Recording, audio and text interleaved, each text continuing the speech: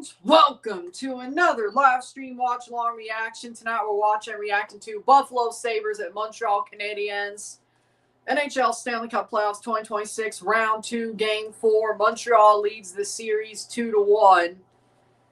And if they win tonight at home, they'll put Buffalo on the brink of elimination with 3 games to play in the series. Worst case scenario. Now, do I think the Habs would blow a 3-1 series lead like a certain other Canadian team who people say is their rival do? Probably not. But who the hell knows? Who the hell knows? With that being said, how will this game play out? Game 4 of this series. The second at Centre Bell of 3 because Buffalo has home ice. Buffalo play games 1 and 2 and 1 and 2 in Buffalo. Centre Bell games 3 and 4. Buffalo game 5. Centre Bell game 6. Buffalo game 7 if there is any of those. Buffalo might be eliminated on their own home ice if Montreal wins tonight. Hello and how are you, Brad? I'm doing well. I'm doing well. How are you doing?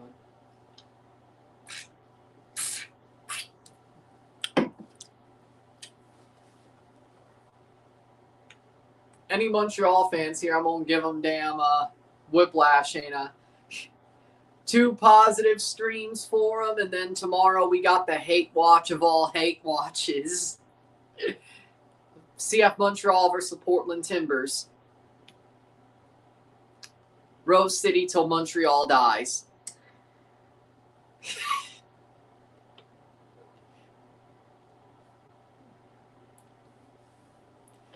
I wish Rory was here for that one. He would have appreciated that one.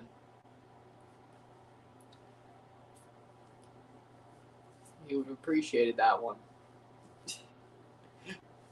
I might have to post something with that tomorrow. I don't know.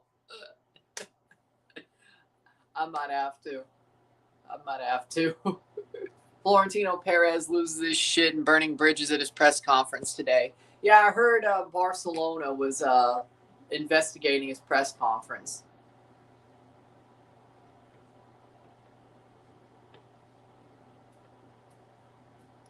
I'm surprised.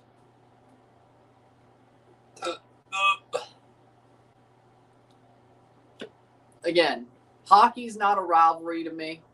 When it comes to Leafs Habs, the real Montreal-Toronto rivalry is the football.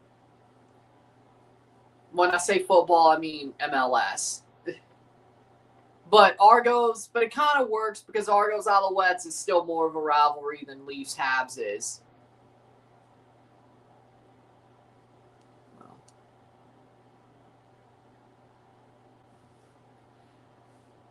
You know what? I respect it. I respect it. But if I didn't have any off days, I'd probably be in the ground by now.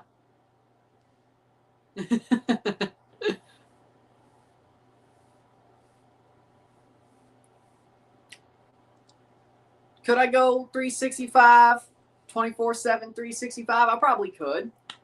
I'd probably be in the ground if I tried. I'm addicted to listening to Utah sports now, especially football and a good old Canadian Stanley Cup run. What does Utah sports have to do with it? Unless you're just, could be. I don't know. That could be autocorrect. I don't know. Either way, you talk sports. Okay. What's my prediction for tonight's game? I'm going to say, I know Buffalo's put in Ukko-Pekka Luukkonen in goal, which I said they should do. I still think Montreal's better. I'm going to go 4-2 Habs. 4-2 Habs. It's going to be a little bit closer. I think the Habs will still dominate. I mean, the momentum's been with them ever since Game 2. I think if Buffalo wants to win, they have to score first. But how are we doing, Captain Falcon? Hopefully they do. Sadly enough, I'm not doing that game because it could not mathematically relegate Tottenham. So, as I said, the only way I would do Chelsea-Tottenham as if Chelsea could mathematically relegate Tottenham. They could not do that. They could put them on the brink, but they cannot mathematically relegate them. So that game will not be streamed. I do not give a shit if they throw them into the relegation zone. I would only given a shit if they actually relegated them. There's a difference. I wanted Chelsea to actually relegate them, not put them into the relegation zone. Thank you, Leeds. I wish you, West Ham still needed to win. If West Ham beats Newcastle, Chelsea beats Tottenham, Tottenham would be in the relegation zone going to the final day, but it's not mathematically relegated. Now, is Everton a harder match than Leeds? Yes. Is Chelsea a harder match than Newcastle? Yes. But I still want Chelsea to beat Tottenham, though, but I ain't covering it. Also, the Avalanche Wild game yesterday. I mean, I'm not surprised. The Wild fought harder than I thought, but the Avalanche did what I would have expected them to do. The Colorado Avalanche pushed back, won the game 5-2, 2 empty net goals. It was about what I would have expected. I think the Avalanche is the better team. The Wild are very competitive. They fight. They're a solid hockey team. But overall, I still think the Avs are better, and the Avs showed their quality. It was tougher than it should have been for the Avs, especially the first couple of periods of the game. But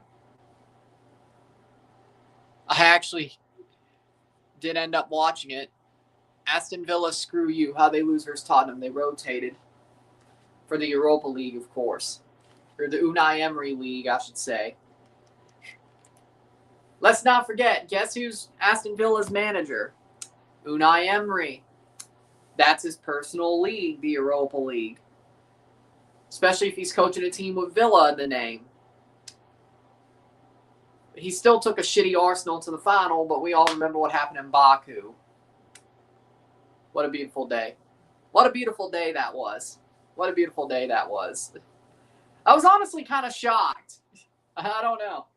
I remember watching that game live, man. I was kind of shocked. I mean, I didn't think Chelsea were going to beat Arsenal. I mean, I thought it was 50-50, but to the level that Chelsea beat Arsenal in Baku, I couldn't believe it.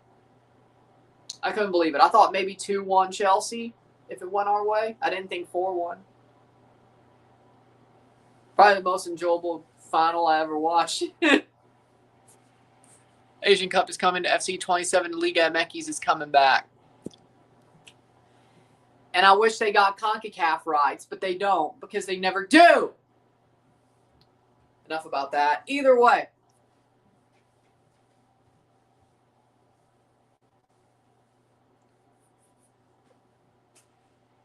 Asian Cup's coming to FC 27. That's hype. I really hope they get the team and player ratings right because I would hate to pick Iraq and find out they have Syria rated higher than them or something like that. It is EA. They probably won't rate them right, especially the first year. I would think Iraq is a better team than Syria. Well, Iraq is going to the World Cup. Syria isn't, so. But I think they're also going to have Iraq in that non-branded World Cup DLC pack for this year. But I'd rather watch the CONCACAF Champions Cup, that's for sure. I mean, yeah, UEFA, they'll pay you more if you win. Not that I care about that. They ain't paying me.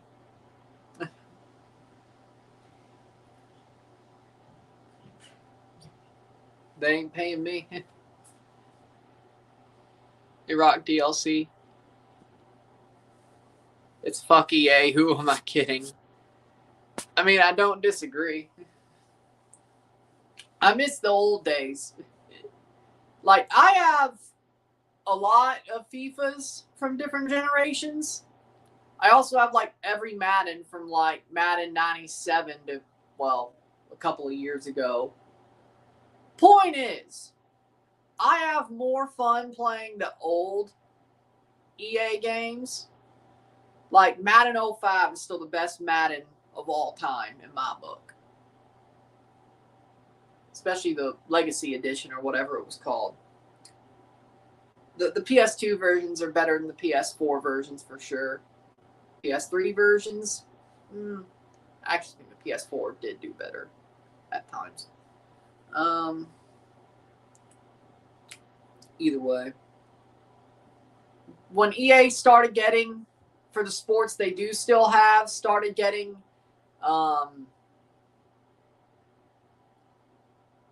the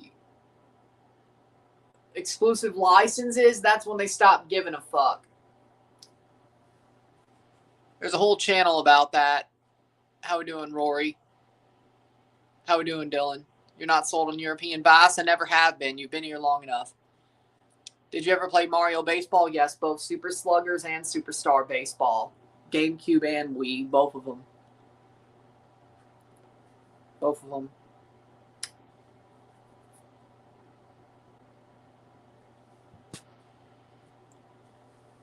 They do, though. It's called the Super Cup. They do, though. It's called the Super Cup.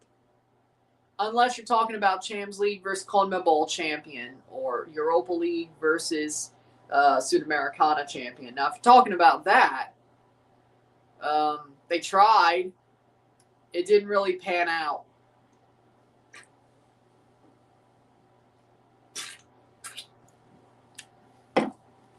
They tried. It didn't really pan out.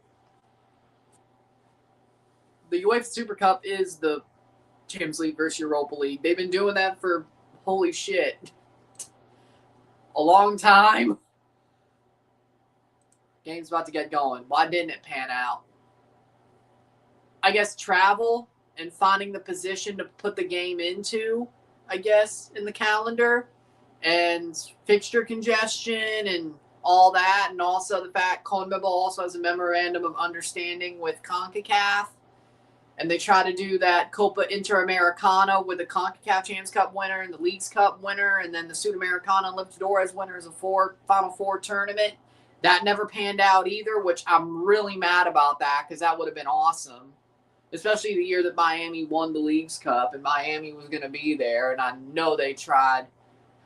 I don't know how hard they tried because you think they would have like shoehorned that shit in if they could have had Miami in a Final Four tournament, but with Messi on the squad.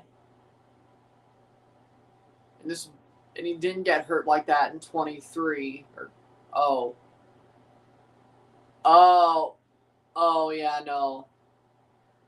Probably Messi's injury ruined that. You're probably right. When he got injured at Copa, you're probably right. That's what ruined it, probably. Here comes the flame at Centrabel. Guy Carbonneau holding the flame and the torch.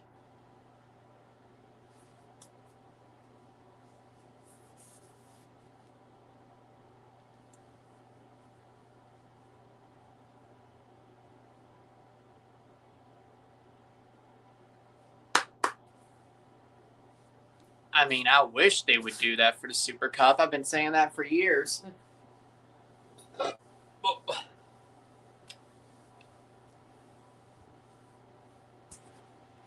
We got the whole gang in here today. I actually have the same game on TV that Ryan is streaming for once. I'm very hyped. Go Habs, go.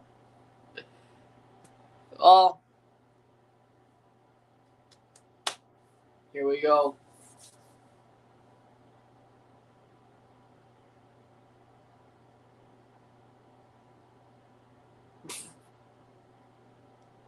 Teams are about to come out to the ice. Habs versus Sabres. I don't know what he's saying there.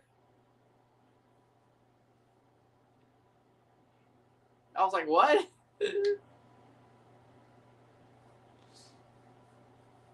Here we go. Habs on the ice.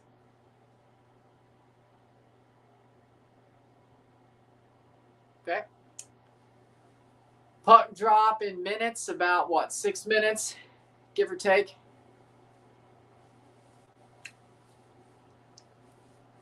So game 4, how similar will it be? It's a compliment. Well, I figured. But either way. Ukko-Pekka Luukkonen in goal for Buffalo. Alex Lyon will not be starting this game. Oh! Oh. When it comes to old TV, I've never really watched Little House on the Prairie. The old stuff I watch is Gunsmoke, Bonanza, The Rifleman, Andy Griffith, Matlock, I did watch a lot of. Leave It to Beaver.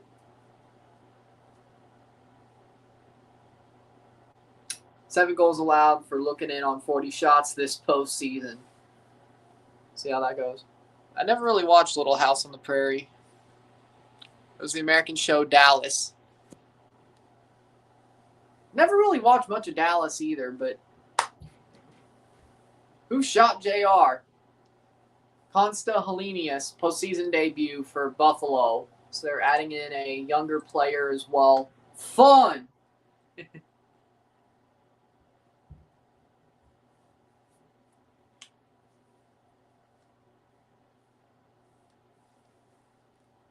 So they're making some changes. Luke Schenn, Sabres postseason debut for Luke Schenn, the former Toronto Maple Leaf. 2 stints with the Toronto Maple Leafs, mind you. I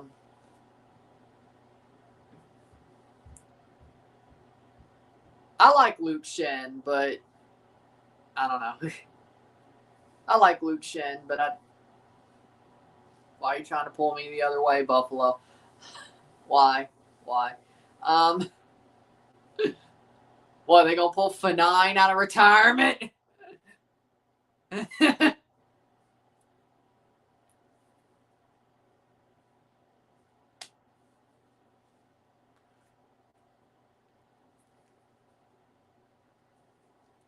Here come the anthems.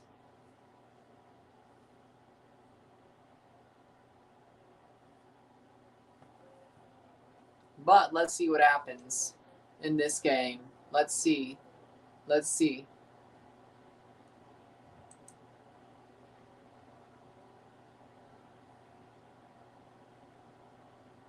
He was a Jet earlier in the season. Yep. And y'all were going nowhere fast, just like the Leafs were going nowhere fast, and you traded him. Now, well, you turfed him, that's for sure. We didn't trade. We traded barely anything. At least y'all know how to use the trade deadline. We didn't do shit. Now, we weren't as far out as you were, but I think we all knew where this one was going. And we still somehow got the first overall pick. Trust me, I don't understand it either. Not that... Was it rigged? Maybe. I don't know. It made sense in fairness. Which part? Y'all trading Schenn or the fact the Leafs barely traded anybody during the trade deadline? Which one? Be honest, boys. Who saw the Sabres being here to start the season? Not me. Like, I knew on paper they had good talent, but let's not forget, even in December, they were lagging. Until they fired their GM, they didn't really start going on a run. And they still won the Atlantic. And they pretty much played half the season. But then again, we've seen teams sort of be out of it in December and still be in the playoffs and go far. St. Louis Blues. No, I don't want Berube out. No, I do not. If we could get John Tortorella, which we can't because he's coaching the Golden Knights now, and if we could get Peter DeBoer, which we can, he's coaching the Islanders now, I'd be fine with firing Berube. The best coach out there besides Berube is Bruce Cassidy, which is at least the same, if not a downgrade. I don't want Bruce Cassidy. Like, firing Berube now, there's no reason to do it. I don't care. The guys that I would have thought were an upgrade are already got jobs.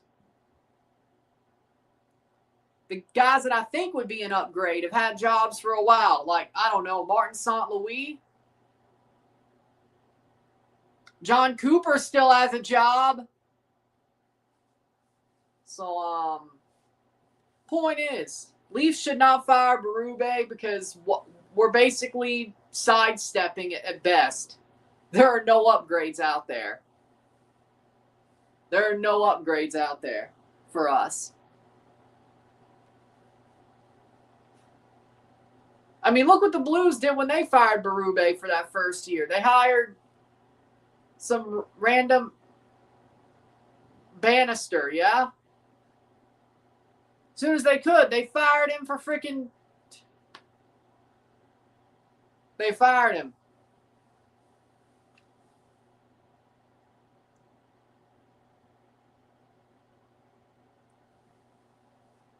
For Jim Montgomery. Jim Montgomery's an upgrade. I could agree with that. I like Jim Montgomery as a coach. I think he's an upgrade on Berube. He didn't exactly become the instant upgrade, but he was an upgrade nonetheless. So the Blues at least upgraded in the end. They had to walk through meters of shit to do it. But either way. Here comes the first face-off. Either way, there's no reason to fire Berube because there's nobody worth a damn. Because we already got jumped twice. And the puck drop, and Buffalo wins the opening draw. We begin. Krebs, Thompson, Tuck, their first line. Second line, Benson, Norris, Doan. Plays it backwards. Zucker, Hellenius, and Quinn, their third line. And their fourth line, Greenway, McLeod, and Malenstein, the man who ran over Dobesh. Dahlin and Samuelson, their first pair. And that is an icing.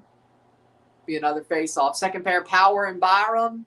And their third pair, I'm guessing, Snazzy. Nice. Fine $3,000. $3,000 fines.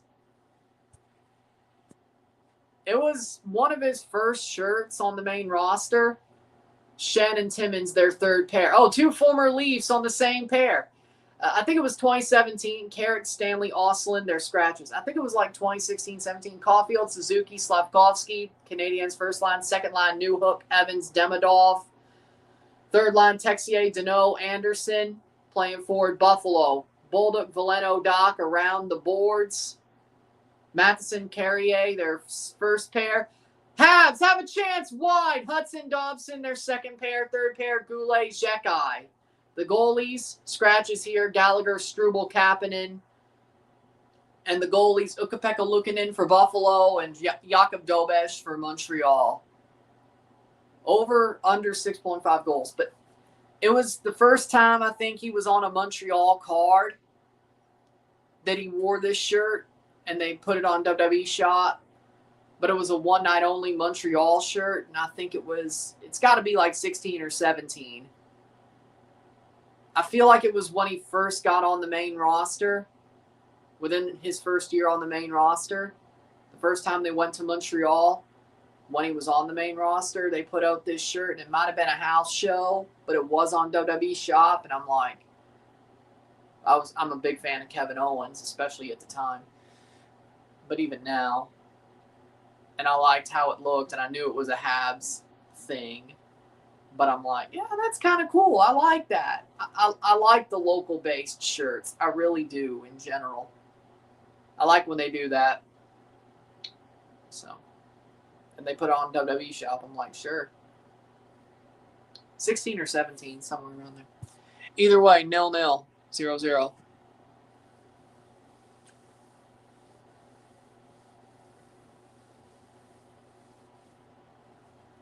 I've had this shirt for almost a decade now. But it's blue, blanc, et rouge. I wear it for a reason because we're doing Habs games. I was like, well, that works.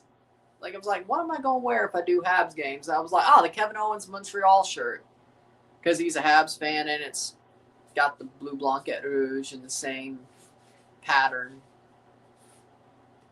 You know, makes sense. I don't have a Habs sweater. Not that I'd have a problem wearing one. Blocked away by Ukko-Pekka Luukkonen. Neutral zone face-off, 17:23 to go. Again, I have no problem watching the Habs. 0 5v5 points in the last 13 games for Cole Caulfield, including the playoffs. Damn. 7, 8, 9, 10, 11. So his last 2 regular season games and all the playoffs. 2 goals in the playoffs, both on the power play. I try to wear things that make sense. Now, would I also wear this for the Conference League final? Yes. Because it has Crystal Palace's colors, but it's just because of the colors. I'll probably wear this for the Conference League final too, though, because I prefer Palace winning than Rayo Vallecano.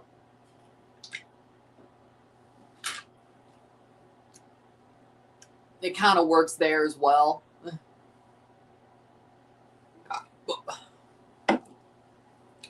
And from the Champions League final, I have something that looks just like an Arsenal kit that says London on it. So that should be fun.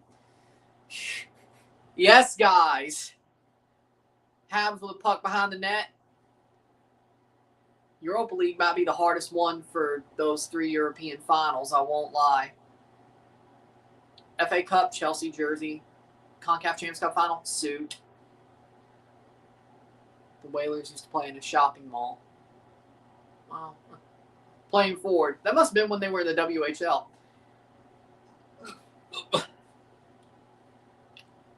Blocked away. I'm sure the NHL, well, I don't know. It was old. It was back then. Playing forward. Sabres shoot it on. Back to the blue line. Saved. Ooh.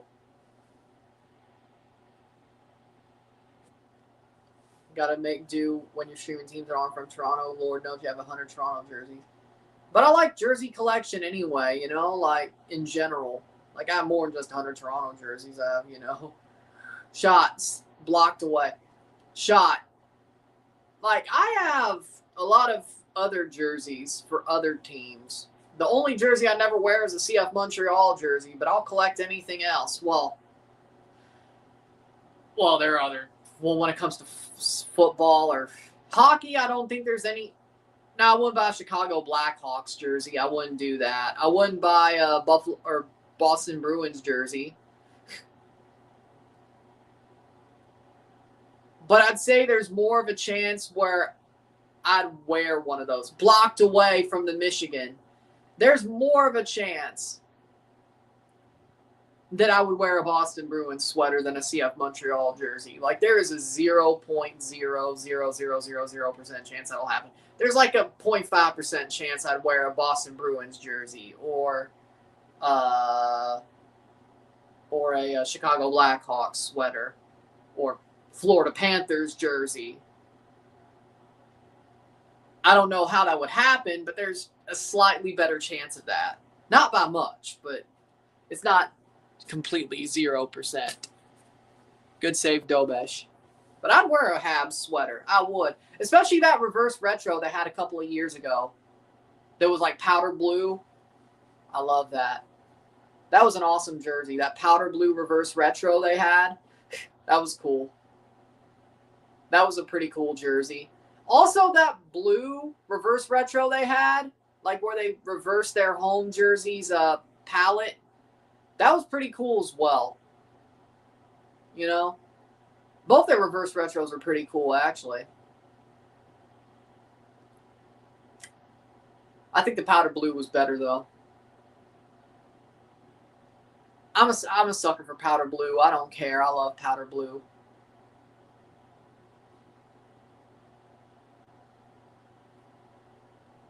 You put powder blue on your jersey, I'm probably going to say it's cool. I'm a sucker for it. Baseball or any sport. Shot, blocked away.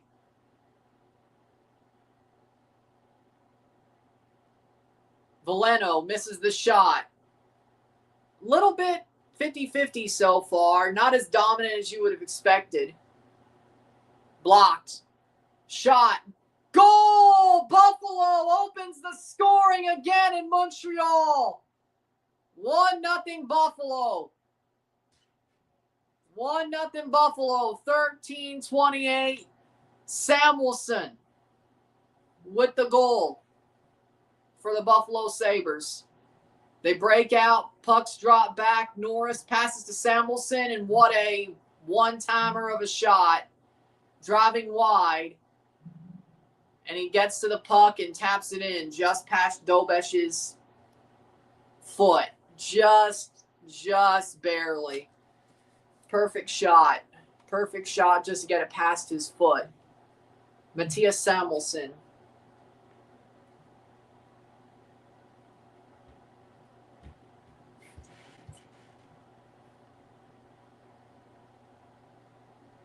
So, Game 4, Buffalo opens the scoring in Montreal.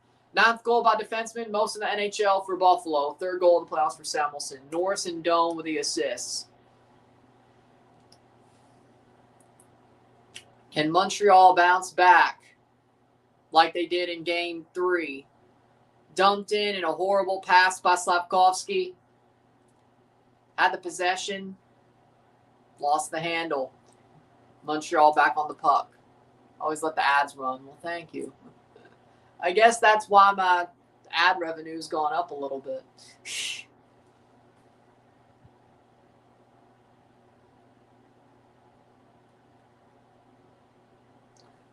Is it 8:32? No, 6:32. Through the period. 1-0 Sabres.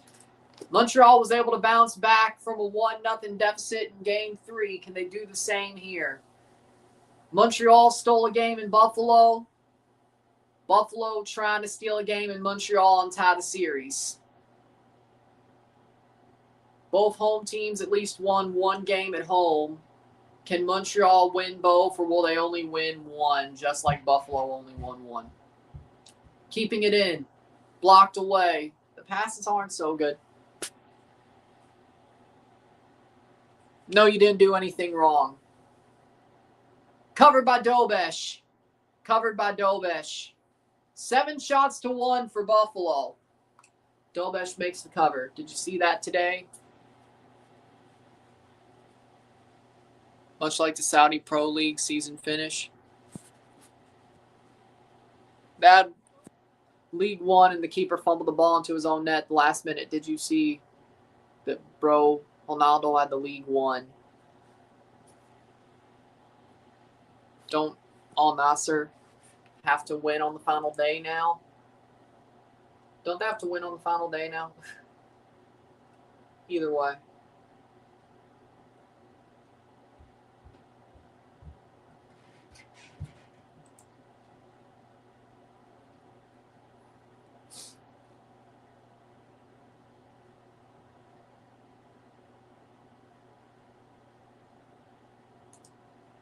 Here we go. TV timeout, 11:56 left in the first. 1 goal for Buffalo, 8 shots on goal to 1 for Montreal. Well, it looks more like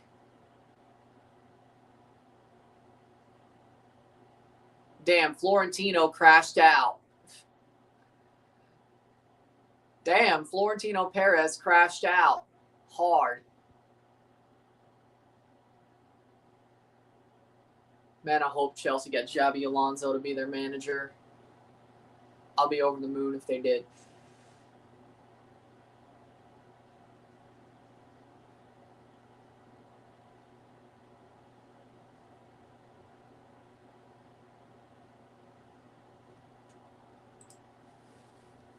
They have to win now.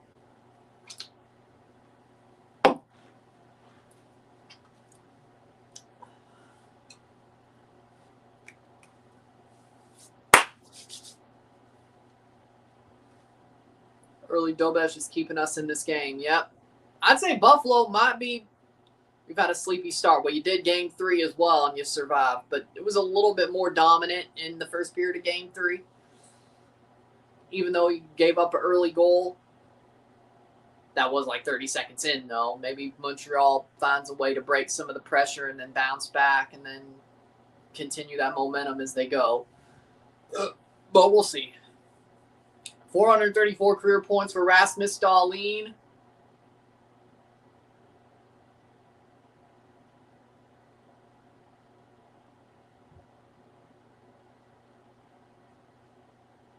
I guess Buffalo challenged the play to see if there was a goal there, which it wasn't. If they don't win the league now, I'll never count anything as a sure thing again in my life. You never should count things as a sure thing in your life. So I guess Buffalo's trying to see if it was a goal or challenge for it being a goal.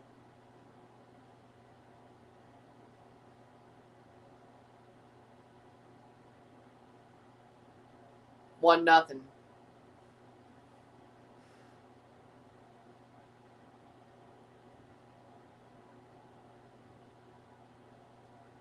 I mean, Dobesh caught the puck, yeah? I guess they're trying to see if Dobesh's glove went past the line. Oh. But didn't it get pushed?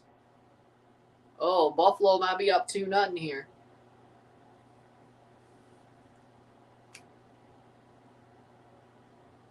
I mean, I think his glove got pushed in by a stick, though. Which would that would not make it a goal. It can't. It can't, right? Like, I mean, the stick pushed it in. The stick pushed it in. That does not make it a goal.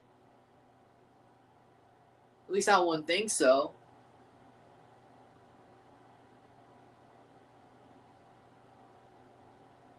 Two nothing Buffalo, I guess.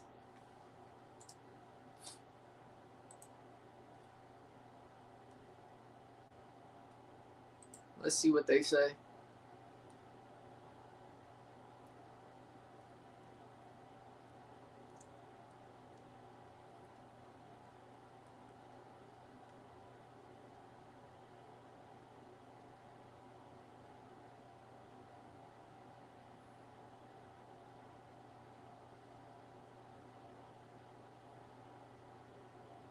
He hit the glove with his stick. It went in. Yeah, the glove went in, but he hit the glove with his stick. No goal was the call on the ice. They have to overturn the call on the ice.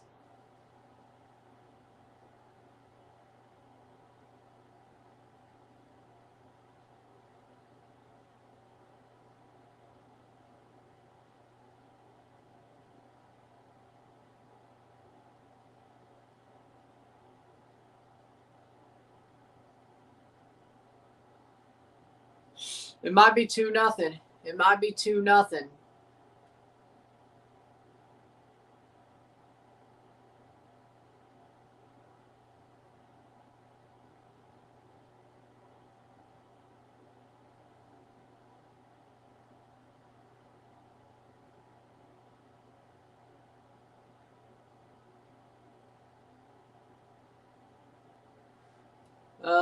It's taken too long. Either that means they're not going to overturn it or they're trying to find a way to overturn it. But this is going to count.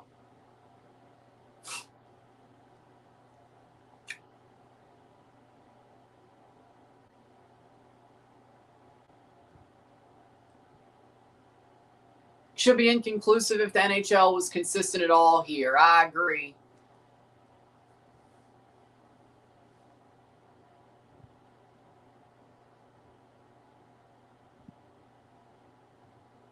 Goal. Goal for Buffalo. It's 2-0. 2-0 Buffalo. They have given the goal. They have given the goal. Jack Quinn's goal counts. Taps it into Dobesh's glove, and Dobesh puts it over the line. Jack Quinn gets the goal.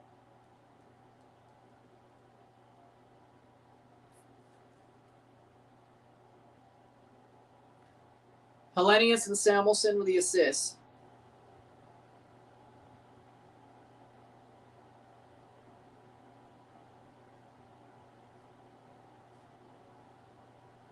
And it is 8:02 through the period.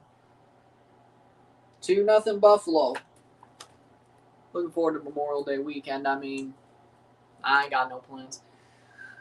Damn, Habs got screwed there.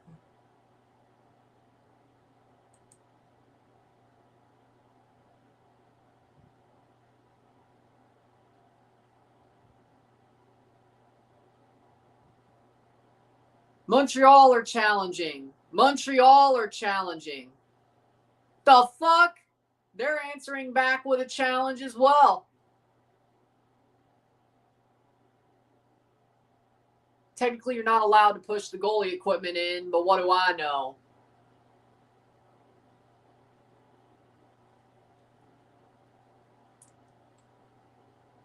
Do they even look at the stick hitting the glove in that replay, or do we have to challenge it? We're going to be here all night.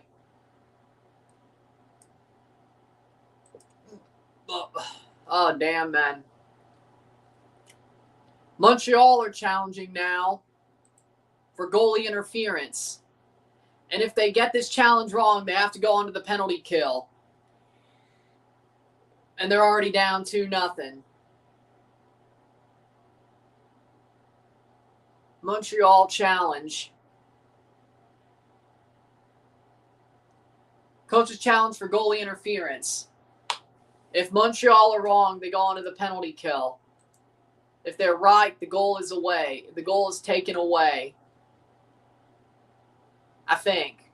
Yeah, I think.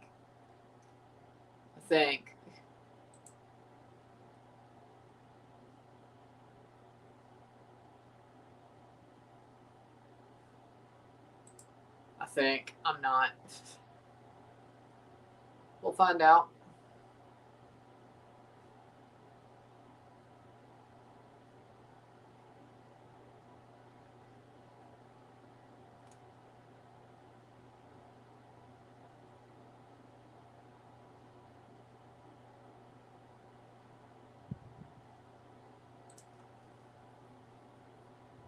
So they're looking for goalie interference.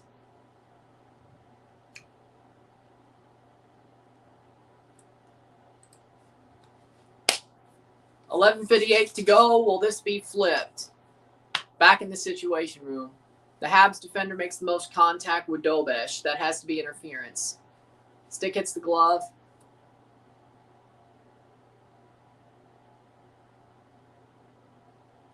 No goal. Montreal gets their challenge right. No goal. It's back to 1-0. Back to 1-0. Not a goal, a goal. Not a goal. It took 3 looks to get it right. But goalie interference on Jakub Dobesh takes the goal away, and it's 1-0. And Montreal does not have to go onto the penalty kill. And do they use this as motivation to fix this shit? Do they get a breather, and do they flip the momentum from this? They really need to. Right call, in my opinion. Yeah, I agree. I mean, he pushed the equipment into the net. And yes, he got mostly interfered by his own guy, but you add on the fact of, like, the puck got pushed in. Toronto. Has to be. They may not have that, but, you know, it's got to be Toronto. Canadiens Coaches Challenge 1-1 this postseason, 5-6 in the regular season. Can Montreal build on this? It's been a long stoppage. Can they build some momentum here after a breather and tie the game? They probably needed that big stoppage. Let's see what happens with it. Covered by the goalie Ukko-Pekka Luukkonen and an offensive zone faceoff.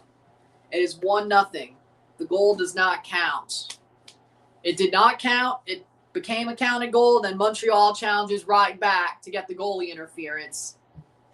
And they get it. It's 1-0 Buffalo. Luke Schenn's first game since April 15th. 2-time Stanley Cup champion with Tampa Bay. Oh, yeah, he went from Tampa Bay to Toronto and then, yeah, well, Nashville. Either way.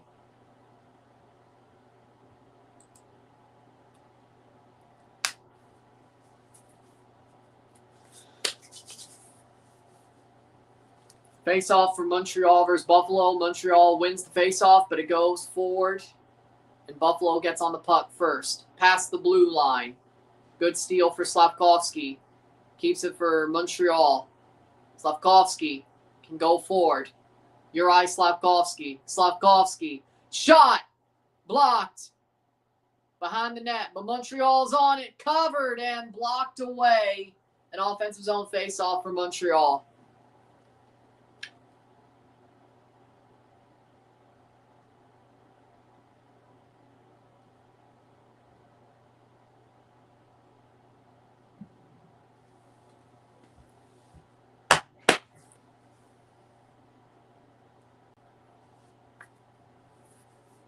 Makes up for that no call in Game 3 by Dillon.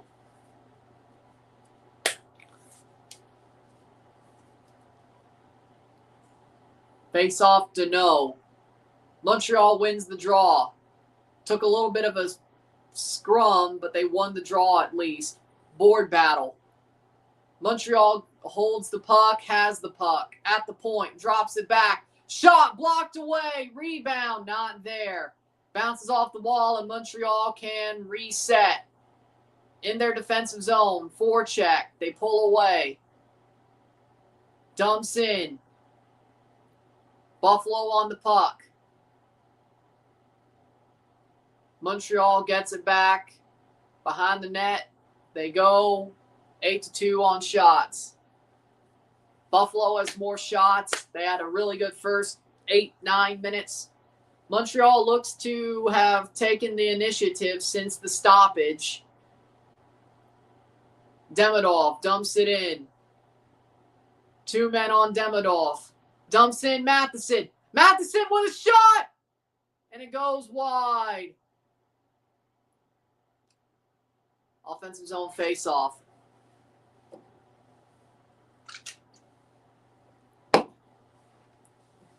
Matheson hits a clapper. He went full Dillon Phaneuf. Wait, hold on. Did he miss the net?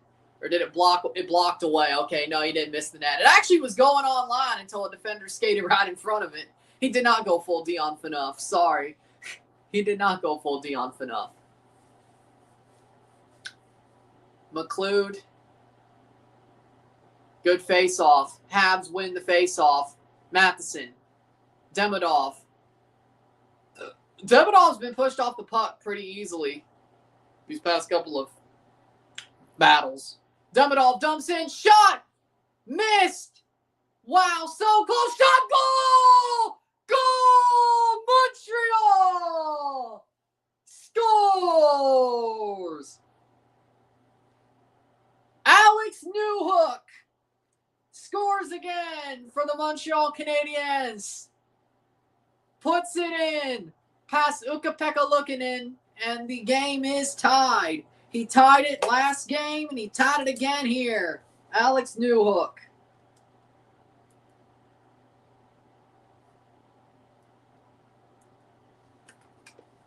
Wow, what a shot.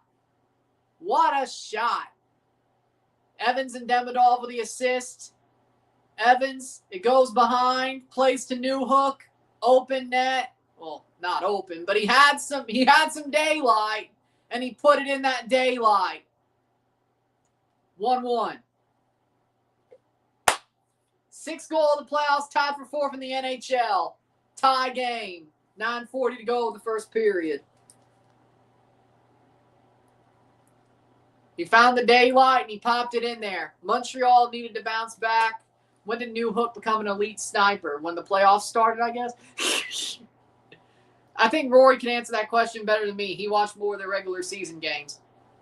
Had to be recent, though. Shot. Caulfield. And it's another offensive zone face-off. Evans and Demidov with the assist.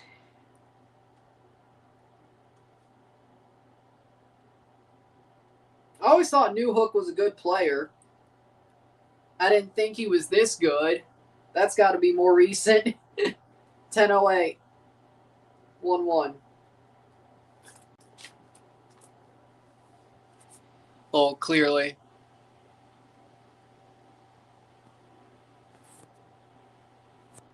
I'm a big Dillon guy. You know, Dillon Phaneuf, for me, like, I saw a thread on Leafs Reddit last night. And, you know, I have, like, at the time, Dillon Phaneuf kind of pissed me off at times. But I have to agree. I think he was really just miscast, and he was a captain during one of the worst eras of Leaf history. And he took all the requisite mudslinging that he needed to as a captain, and he was like Morgan Riley with a C on his chest on a shittier team. That was pretty much what he was. Now, do I want Morgan Riley gone now? Yeah, I do.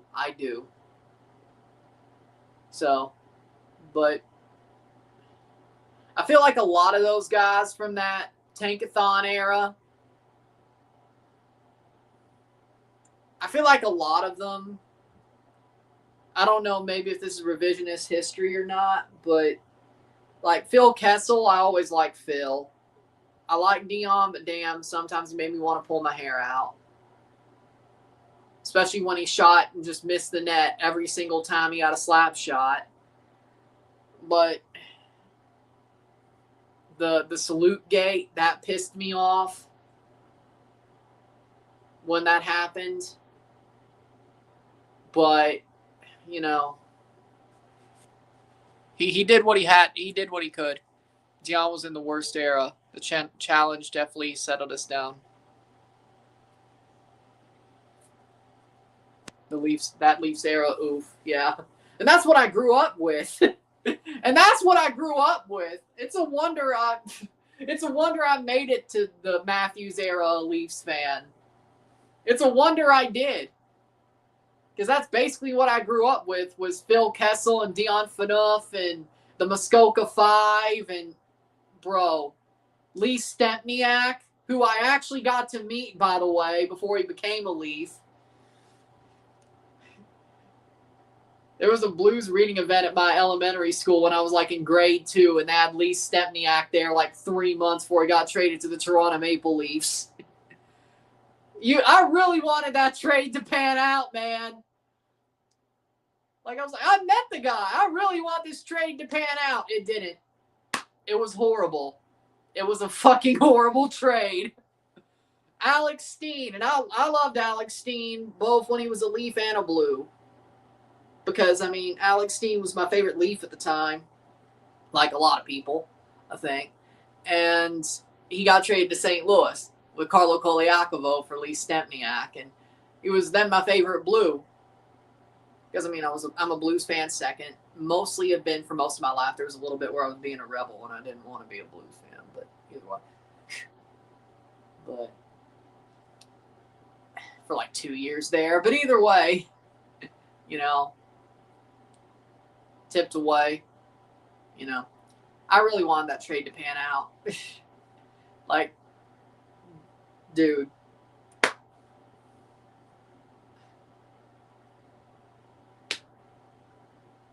Like 3 months before he got traded to the Leafs, I met Lee Stempniak.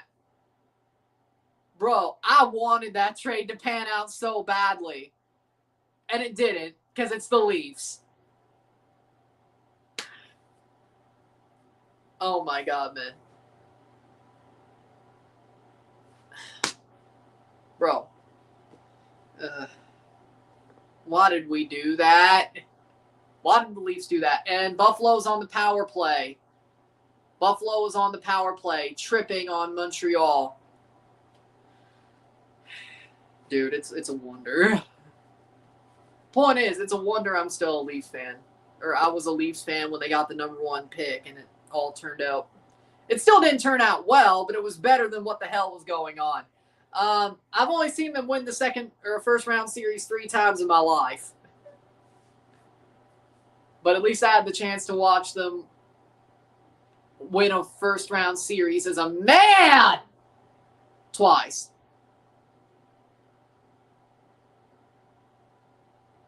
But I was playing forward. 4 years old when they won a first round series, and that's basically when I became a Leafs fan. They never did until I was 23. It took 19 years. And then, hey, it only took 2 years for the next one, though. And 4-on-4 hockey. Goulet gets knocked down. Dillon going to the box. 4-on-4 for 123.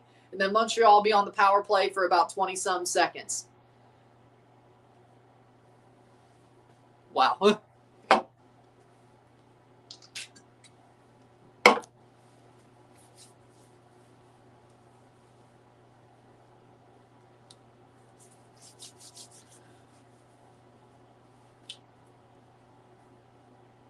I remember Mikhail Grabovski. I like Grabovski too. I mean,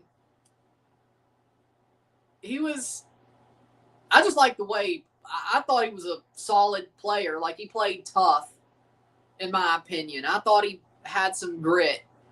And that went a long way back then. Still, it goes a long way now. I mean, I just want my players to have grit, whether we're good or bad. Why do I hate Mitch Marner so much? Why do I hate Subject 93 so much? The man does not have grit, and I swear to God, this Vegas playoff run is pissing me off more than anything. The way they're talking about the Leafs is like, whoa, he's actually performing now. Yeah, everybody knew he would. Like, everybody knew he would. I knew the Knights were going to make the playoffs, and I always knew John Tortorella would be the type of coach he'd actually listen to and actually would play tough for. Shot saved by Dobesh. I've always wanted John Tortorella to be the Leafs head coach. Because John Tortorella is a good guy, but on the job, he's an asshole. He's a tough coach. But he's not Mike Babcock. But he's also a guy that everybody can, I don't know, like, get behind. Like Berube, I like Berube, but Berube is very one-dimensional, even though he's a good guy. He's one-dimensional. I think John Tortorella is an enigma, so to speak. Like, there's him as a coach and there's him as a person. And him as a person makes them buy into the coach, in my opinion. 46 seconds. I don't know. I always thought John Tortorella would be the answer. Super skilled. I can't stand number 93. I can't stand Subject 93. I'm going to start treating him like Kai Havertz. Well, you could call him Subject 16 because that's the number he wore on the Leafs. Yeah, what does he wear for Canada and the Golden Knights? He's not on the Leafs anymore. But your hatred stems from the fact he was on the Leafs and didn't do nothing. Yeah, but he's Subject 93. Either way, I'm going to start treating him like Kai Havertz, 29. Or like Lee Gunner treats Kai Havertz. 10 seconds left on the 4-on-4. I'm getting rage baited by this damn Vegas run. I didn't realize it would be this bad. 36 seconds left on the Montreal power play. Montreal's up a man now. I didn't realize it would be this bad. I mean, Phil Kessel wasn't this bad. When Pittsburgh won the Cup, it wasn't that bad. It wasn't this bad. Shit, Nazem Kadri wasn't this bad. I think this has got to be the most rage bait-inducing former Leaf to go on a playoff run who could easily win the Stanley Cup. I hope Colorado beats his fucking ass. Didn't Nazem go back to Colorado, by the way? Yeah, I hope Nazem kicks his fucking ass. Yeah, I hope so. If that's the case. I still love Nazem Kadri. That dude, man, we should have never let him go. We should have never let him go. I get the situation. 5:36 ago, we should have never let Nazem Kadri go. That was the worst thing we could have done. He's actually one of the only players to stand up for the Matthews-era Leafs. His teammates. I mean, Wayne Simmons did, but at least the difference between Nazem and Wayne Simmons is Wayne Simmons was a shitty hockey player. Ryan Reeves as well. Shitty hockey player, but at least he stood up for his teammates. But he was actually a negative to have on the ice. Just like Wayne Simmons. So what was the fucking point? Offside.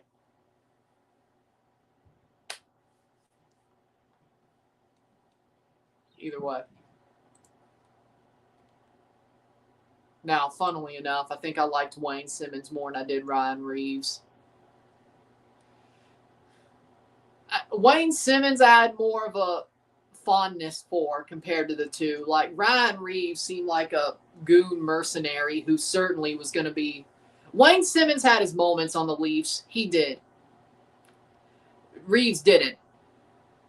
There were moments Wayne Simmons looked like a useful hockey player and not just a goon. And I think he was just a likable guy anyway, so he got less shit. But, I don't know. Either way, Reeves was just a complete goon. And, like, he was a total waste of space. Straight up, so either way. I don't know. Either way, 1-1. 5 minutes to go in the first period. 5-on-4. And Montreal's back on the power play. Joe Veleno got roughed by Zucker, and we're back on the power play. That was a dumb penalty for Zucker. If I was a Leafs fan, my head would be on... If that was the Leafs, my head would be on Mars. Not that I don't think we'd ever get a stupid roughing penalty unless the NHL wanted to fuck us, but my head would be on Mars. So I'm sure Buffalo fans' heads would be on Mars right now, because my head would be on Mars. Now, who would get that? Well, Nazem Kadri, yeah. Well, Nazem Kadri, yeah, exactly. Yeah, my head would be on Mars. My head would be on Mars.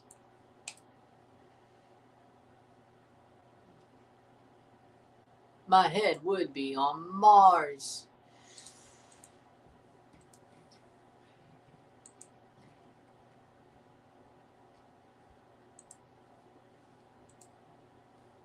But Montreal's on the power play.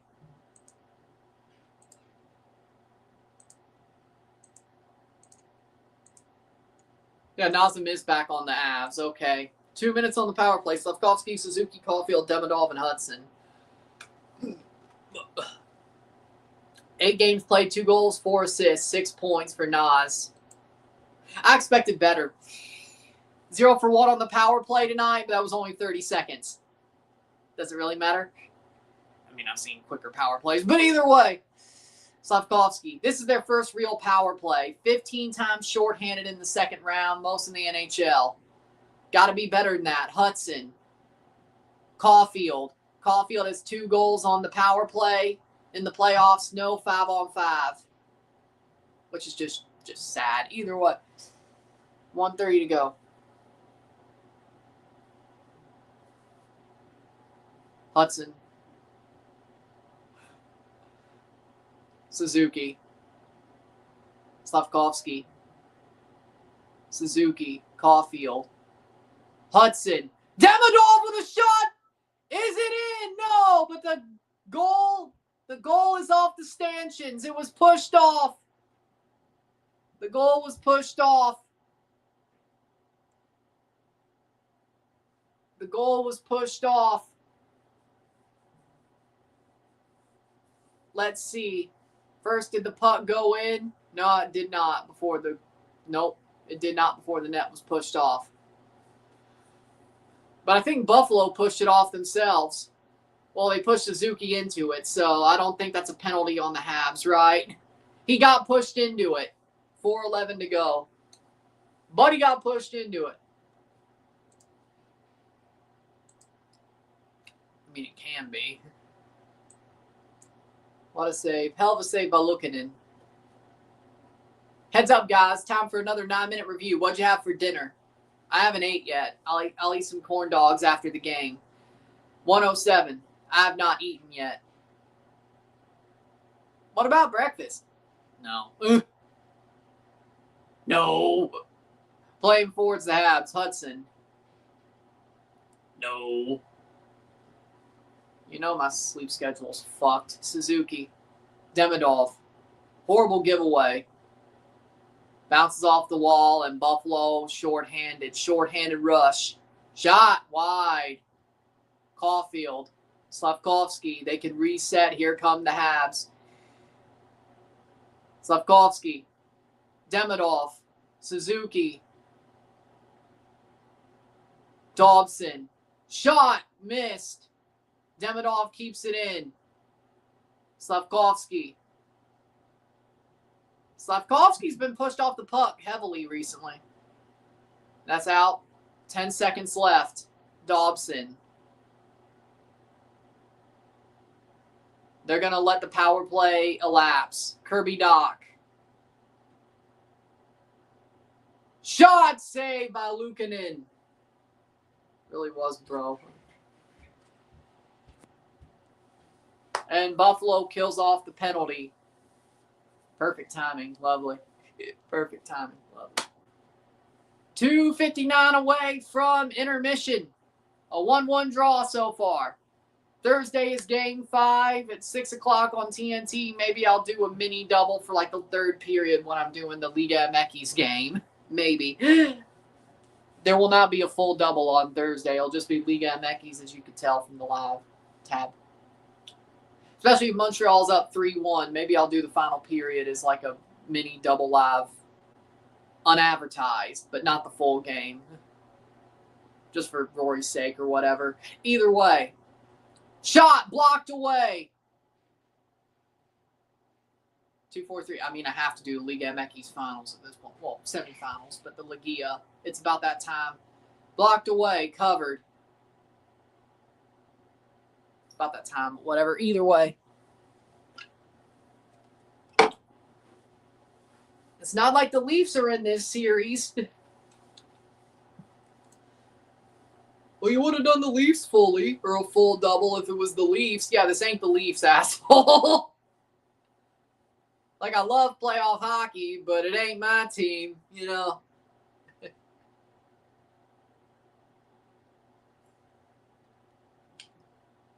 .235.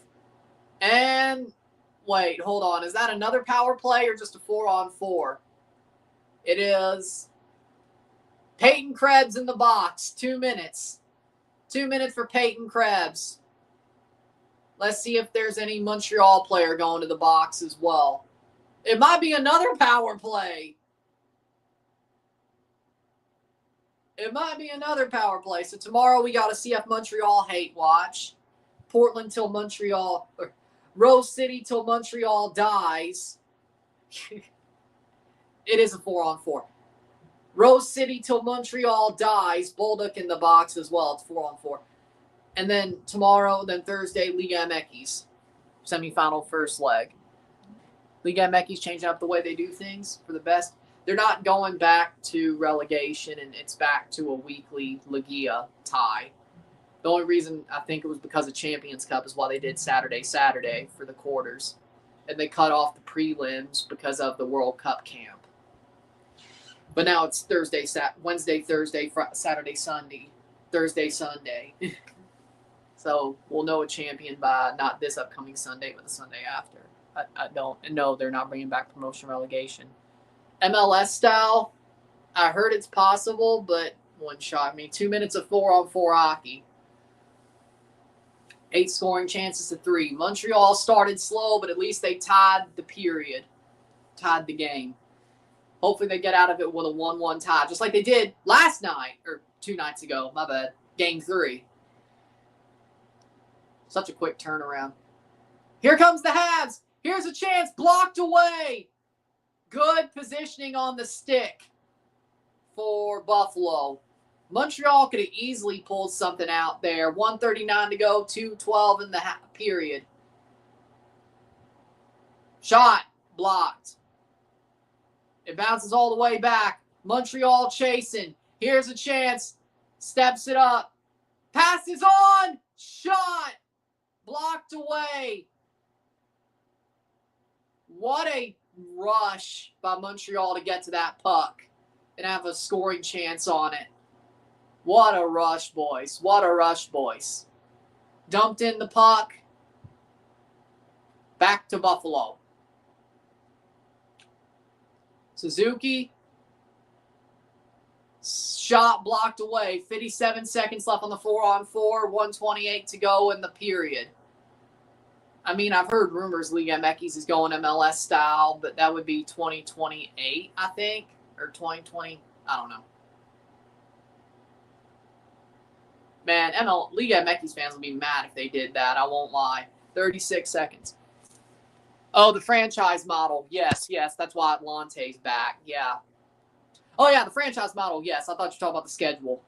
Yeah, it's franchise model, which I knew this was going to happen when they got rid of promotion relegation the first time during COVID. I told y'all asses they ain't bringing it back. I knew this was coming. Either that or a full merger. I thought the behind the net and brought down. 6 seconds left on the 4-on-4. Let's see if there's a penalty on Buffalo. That means a power play. My daughter will be watching Segor play for Hajduk Split in 11 days because she'll be in Split, Croatia. I lent her my Hajduk jersey. That's awesome. That's awesome. Looks like Montreal's on the power play for the rest of this period and the start of basically half and half. The first minute of the second, a little bit over, and the last 40 seconds of the first, so 1:20 of the second. Yeah, Segor is an amazing player. I think he's awesome. Tage Thompson called for pushing. Cross-checking Caden Goulet, a push. 4-on-3 for Montreal. Wait, what? Oh, right. It's because it's 4-on-4. And then the guys who are in the box will come out. And then Montreal will be on a 5-on-5 after 6 seconds are up. So Montreal on a 4-on-3 for 6 seconds. I'd pull the goalie right now. What is Thompson doing? This is why they've been penalized so many times. 3 seconds and then a full power play. Slavkovsky. Well, it was a full power play anyway, but now it's 5-on-4. Slavkovsky. Hudson. 1 Sabre out of the box, 1 Hab out of the box. Suzuki. But there's still a Sabre in the other box. Hudson. Suzuki shot blocked by his shins. Slavkovsky, Caulfield. Caulfield goal! Cole Caulfield scores! Puts in the rebound. 2-1 Montreal. Cole Caulfield scores on the power play. 12 seconds to go in the first period. Cole Caulfield with the rebound. His 3rd goal of the playoffs, his 2nd of the series. And he puts it 5 holes Luukkonen. He gets it and puts it on Luukkonen's 5-hole. Or was it wider? Hold on. Let's see. Too much open net. Under the pad, 5-hole. Into the far post. Goal for Cole Caulfield and the Habs lead. Unlike Game 3, they lead at the end of the first period.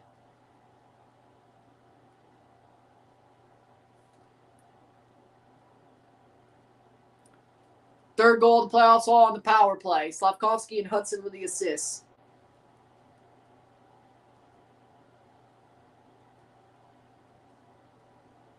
And that is 3, 2, 1. The end of the first period, Montreal leads 2-1.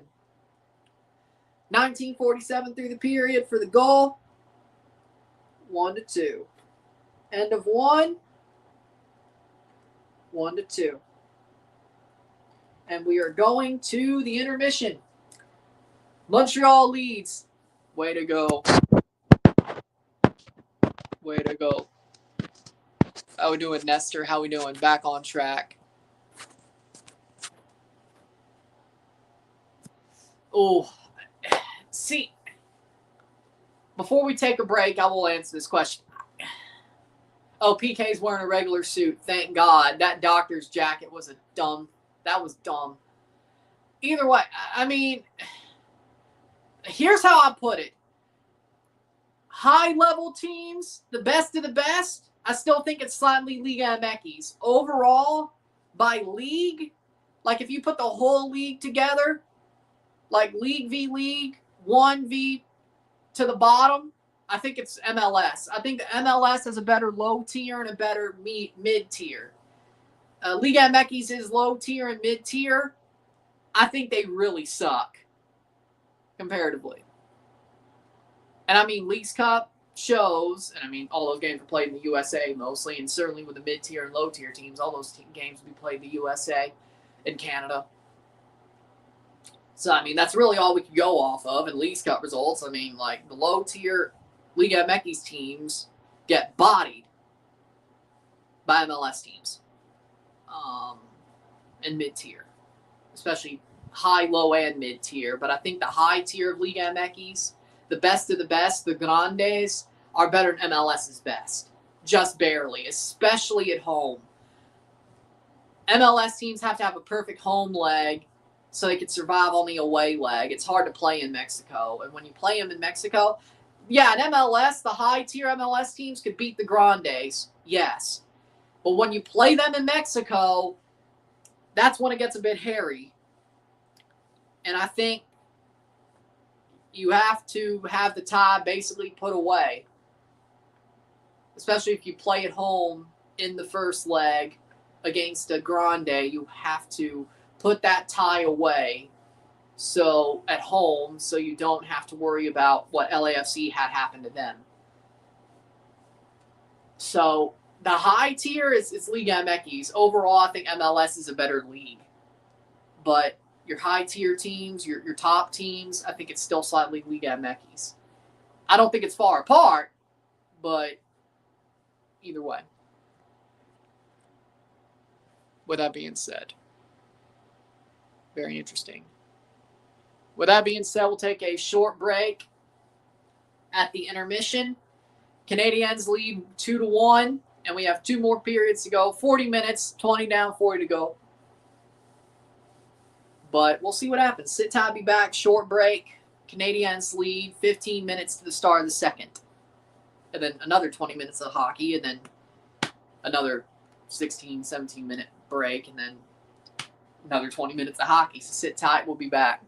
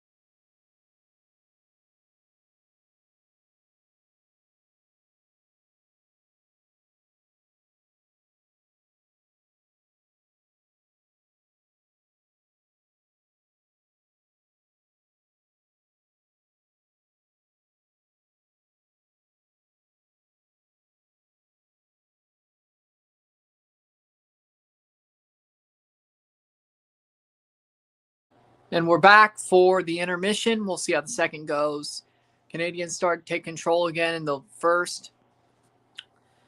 The Canadiens have started to take more momentum, yeah. I think after the goalie interference, goal, double review, the Habs used that break to center because they started slow. They started very slow. Thank you for the question because that was exactly where I was going, but make sure I'm going there. I think the first 9 minutes of the game, of course, Buffalo got the first goal.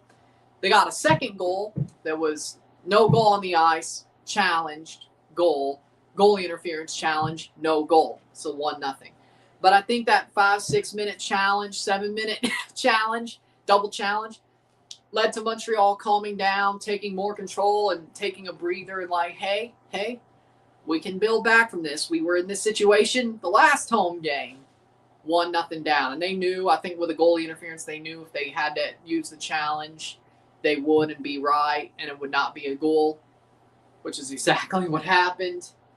So, double reviews, the goalie interference pulls it away, even though they could have seen it instantly, but it's fine. Either way, I think you look at it as it is, and you sit there and say, okay. Montreal used that to calm down, and after that, they very much took a high amount of the possession and play and chances. They controlled the game from then on, from the goal interference review, from the end of it to getting to the rest of the period. They controlled most of the rest of the period for like the last 11 minutes, 12 minutes of the period. I think overall they were the better team. I think Buffalo took a lot of bad penalties, especially after that goalie interference check, the interference on Goulet while they were on the power play, the roughing at the end of the 4-on-4 for Zucker, Krebs taking a roughing that made it 4-on-4, and then a cross check while they were on 4-on-4 that made it 4-on-3, and then gave Montreal the power play where they scored their leading goal. Newhook scoring a goal as well. 10:08 in. Pretty much right after the challenge was over, they scored a goal on the rebound. Overall, I think Montreal been the better team. It was sort of like Game 3 where they started slow, but they controlled the game. They got back to control. They got back into it. They got back what exactly they needed. And overall, I think, Montreal's been the better team. Now, Slavkovsky's gotten pushed off the puck really heavily even while they've been playing well. So, the momentum's with the Habs, yes. Question is how does the second period look? Like, does it look like Game 3 where the Canadiens just keep building momentum and being more dominant and having a dominant period and just putting them to the sword? Or is it more where the Sabres sort of fight back, which we haven't really seen? Like, the Canadiens started off slow in Game 1, fought back, lost the game, but were the better team for that second half of Game 1. They dominated Game 2. They dominated Game 3. They're dominating Game 4 as we speak. This, except for maybe 10, 15 minutes of the two away games, Buffalo's really not been the aggressor. Or if they were, it hasn't really gave them anything when it comes to the hockey they're playing. So I think overall the Habs are in a really good spot. They haven't really relinquished control of this series ever, really. So, the way this series is gone, once they've got control,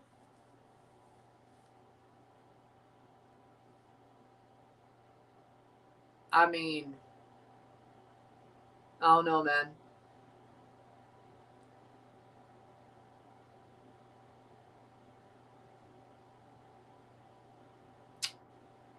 It's definitely interesting.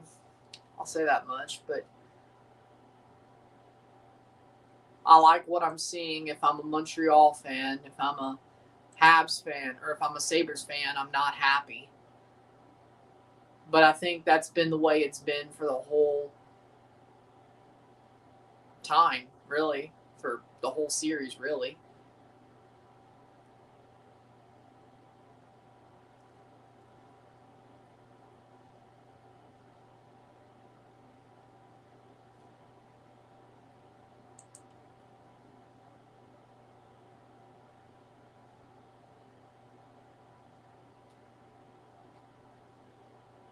Either way.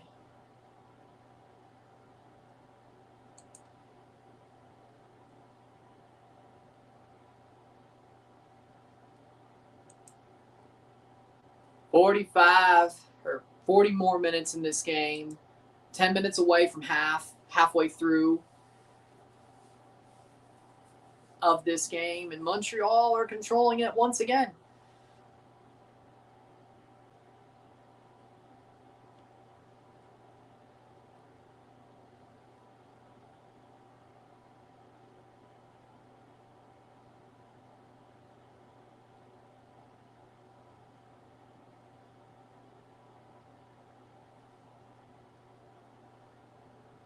Somebody said for all the let them play folks, do you want there to be two different rule books between the regular season and playoffs?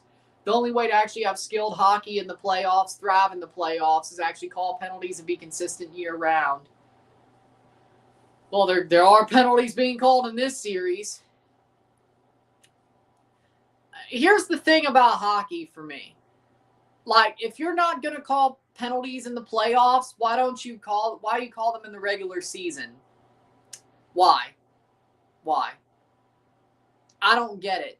I really don't get it. Because, like, if you know you're not going to, or you're just going to stop calling penalties incrementally as the season goes on. Like in September and October, you'll call a lot of penalties. But by the time we get to June, it's murder is legal.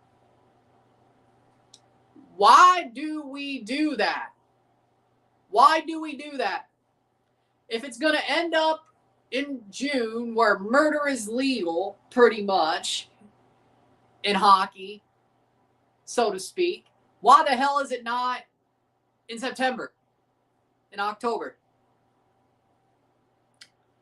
Why are we calling penalties we won't call in June and October?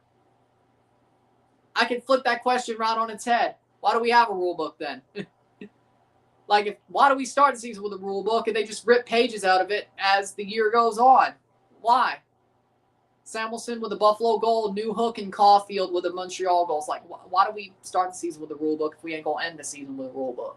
And then you have IHHF rules, which is just, I don't know what the hell refs are going to do. You know, I don't. Like, hockey, like, I don't like to call hockey rules. I call them the code. Because there's a gentleman's code, but it doesn't seem to be rules, boys. Especially when we get to the playoffs. It's like, I don't know, man. It's some of the stupidest. Like, why do we have a rule book if there ain't going to be a rule book in June? If there ain't going to be a rule book in May? If there, hell, may not even be a rule book in April. Why do we have a rule book in September and October then? And then you look at IHHF rules and World Juniors and, yeah, let them play. Let them play. But it ain't because I don't like that the rule book gets thrown out. Like, how about we just not have a rule book? If we ain't going to have a rule book in May, why the hell we have one in October? Why does the IHHF have a rule book when the NHL doesn't when it comes to May? I don't know. How about let's play the same hockey whole year? But we want our best players to be healthy by the playoffs. It's hockey. It's a rough and tumble sport. Do you see? Like, the rules don't change a fucking thing. Have you seen teams who got eliminated? And their injury reports once they have their locker cleanouts? People freaking go on bum legs. Delayed penalty for Buffalo. If Montreal scores with a goalie pulled, they will not have a power play. But if Buffalo touches the puck, they will be going on the power play. It's still on Montreal.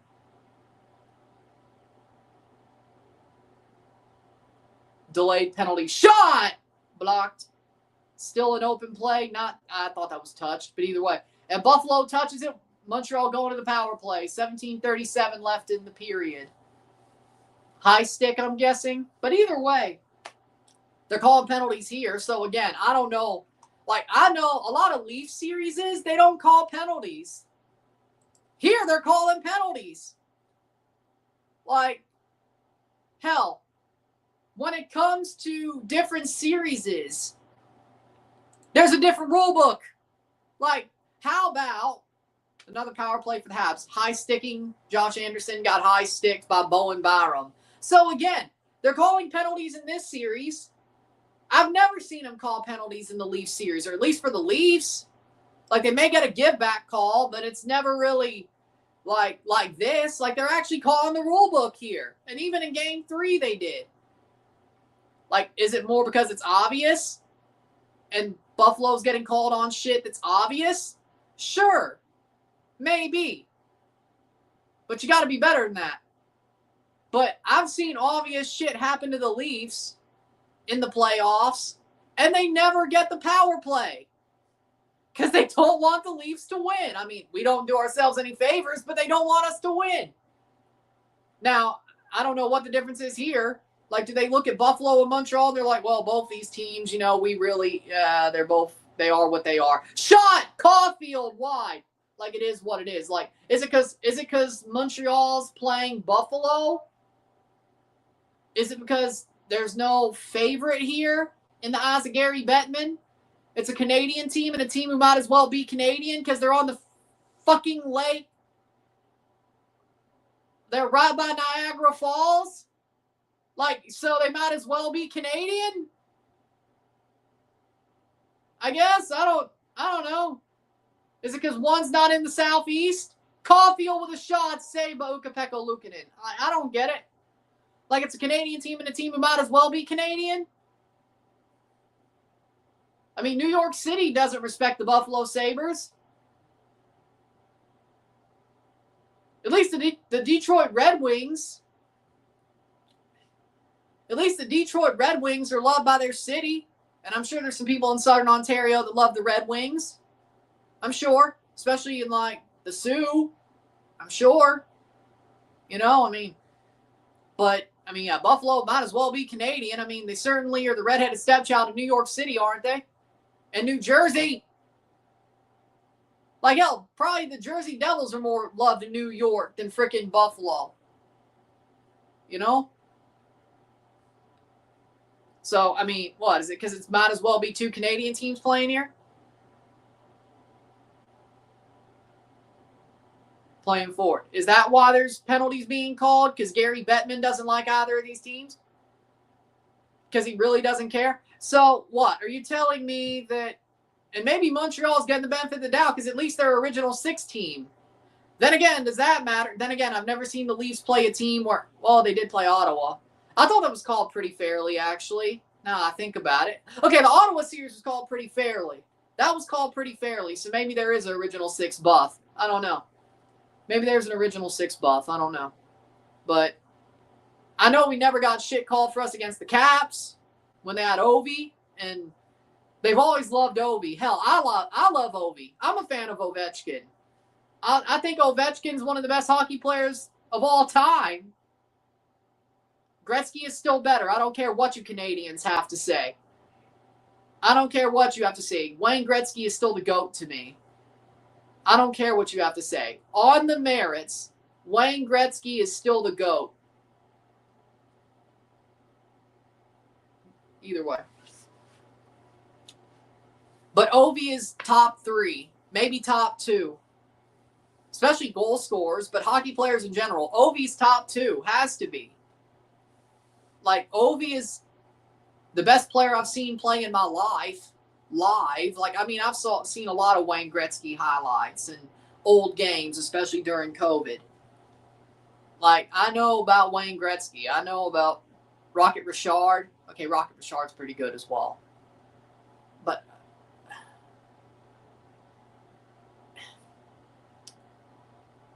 it's not as easy to pull apart Rocket Richard and Ovi like it is Gretzky. Like, I mean, I know puck, but playing forward, covered by Dobesh, he's the great one. Yeah. Maurice the Rocket Richard. I mean, Rocket Richard, amazing player, Bobby Orr. But Gretzky's a whole nother level. Like, I mean, Ovi's there, but Rocket Richard's a good player, was a great player. Bobby Orr was a great player. Mark Messier was a good player. But I think Ovi and Gretzky are on a whole different level. I think they're both on a whole different level comparatively. Sidney Crosby, he's amazing. I think Sidney Crosby's amazing. I think Austin Matthews, if he could start scoring goals again, he's on that level. He could get there. He's still on a really good goal-scoring clip. If he could start scoring goals again and stop being used as a checking center, he could beat Ovi's record. Like, Austin's still on the pace to do that, even with these past couple of seasons. And I hope he would. And maybe getting a guy like Gavin McKenna would do it for him. I would love to see Austin Matthews break Ovi's record. Because, I mean, he's on the pace. That's our guy. But, you know. And that's a high stick on the Montreal Canadiens. Okay, I don't know why you're doing that. Dillon got high sticked, and it might be a double minor. He was bleeding off of his lip. It might be a double minor. How about McJesus? Oh, that's true. McDavid, Carrier in the box. McDavid's, he's going to be up there. Like, he hasn't been playing as long. A solid player. I don't know if he's that guy, but he's solid. He's solid to me. 4-minute power play. Carrier, double minor. Do you feel bad for the Lakers? No. McDavid's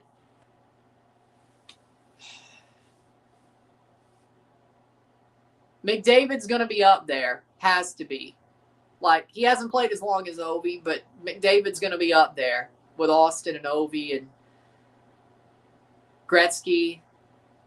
He's going to be up there. Sidney Crosby, maybe. I mean, I love Sidney Crosby, but that's a little bit. 14 minutes left in the second period. That's a little bit more. They lost to a team that was better than them. Like, the Oklahoma City Thunder are just a way better team than the Lakers. And no, I don't feel bad for the 76ers. I never will. I never will. I love seeing them fail. I don't care if they have our coach and Kyle Lowry. Those are the only people I feel sorry for. The only people I feel sorry for are Coach Nurse and Kyle Lowry. That's it. That's it. The rest of them, I love seeing them fail. 4-minute power play. Can Montreal kill this penalty? If they do, that's a big momentum shift. If Montreal could kill this penalty or score a shorthanded goal, that is a big momentum shift. Or that definitely, or I should say, flips the momentum straight back or completely to Montreal if it wasn't already there. It was a stupid penalty, though. Quinn goes down. Matheson, is that another power play operated in Miami? And I think that might be another power play. Could be. Could be a 5-on-3. It's going to be tough.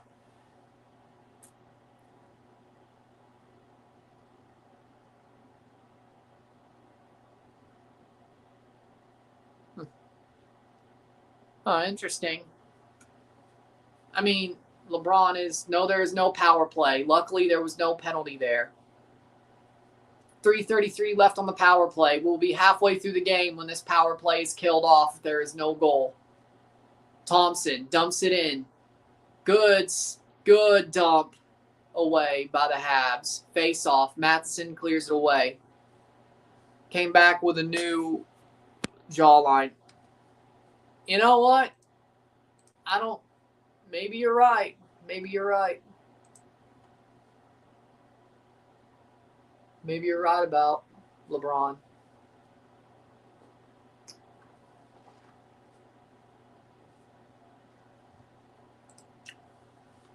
%46% winning percentage on the face-off in the regular season, playoffs. Dumps it. Habs clear it. 3:13 to go. Pretty good. Yeah, the Lakers would go to the Eastern Conference Finals in the East, but they don't play in the East, don't they? 3 minutes in. Because you got the sorry-ass Pistons, you got the sorry-ass Cavs, and Buffalo scores! Buffalo scored! It's 2-2.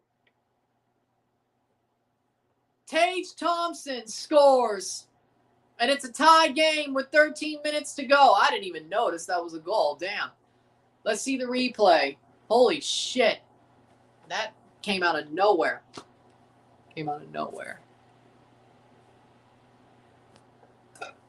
Oh, off Dobesh and in.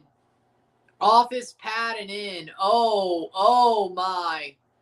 It ricocheted off his pad and in. Wow.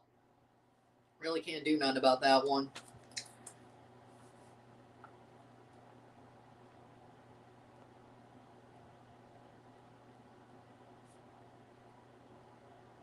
Kind of hard to deal with. 4th goal of the playoffs, 2nd power play goal. Oh, we're back to a regular power play. Okay, so that's Watson. It killed off the 1st power play, but we're still on the power play for Buffalo.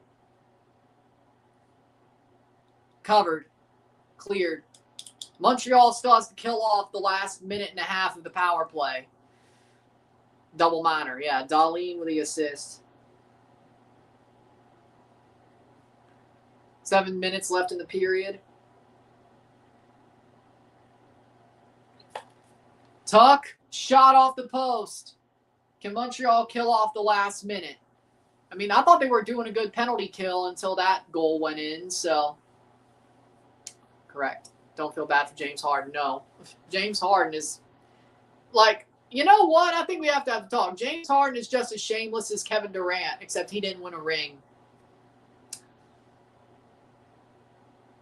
The only thing different between Durant and James Harden is Durant won a ring when he was shameless. He went to the right team as a free agent.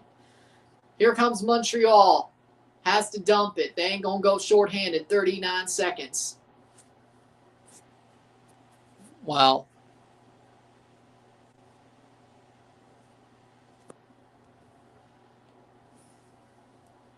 I mean, LeBron is a shameless player. He's only went to the best teams, but it didn't pan out for him like Durant. Wide for Benson. Cleared away. 18 seconds. Durant, it went the best for when it comes to switching teams and ring chasing. Kawhi Leonard got traded to the Raptors, and he didn't even want to be there. So let's not act. And it's 11 minutes left. 10:58. We're back at full strength. Buffalo. How will they punch back? They did not score on the second penalty. On the final minutes of the power play, they did not score on it. Shot blocked away. Can Montreal bounce back? I did say 4-2 today. Buffalo has their 2 goals. Montreal needs 2 more. Playing forward. Carrier dumps it in. 10:26 to go. I did say 4-2 Habs, didn't I? Dumped through.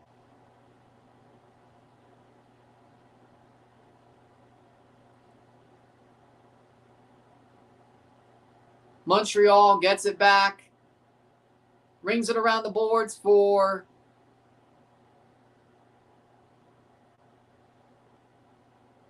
Trip. Hey! That's not a foul.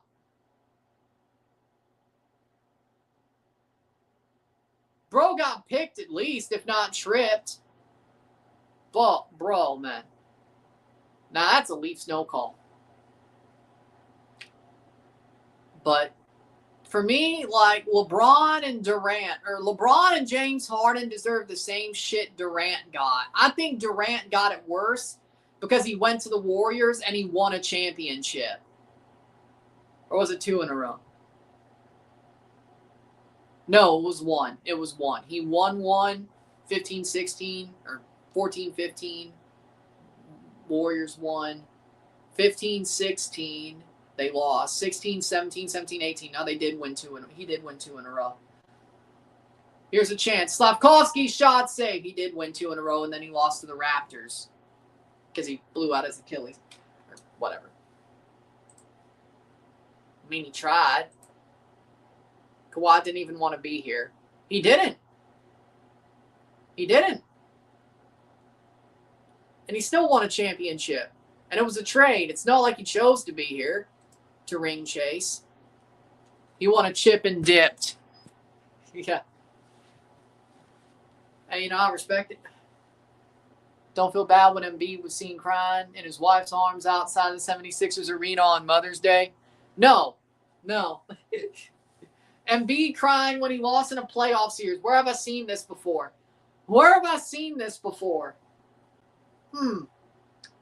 Seems like I've seen it before.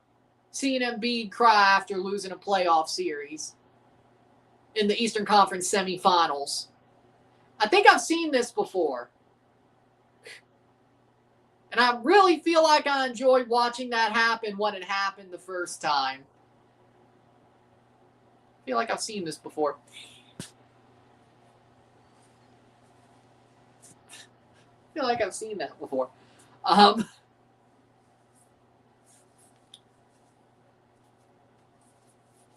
Soft. Joel Embiid is SAWFT soft.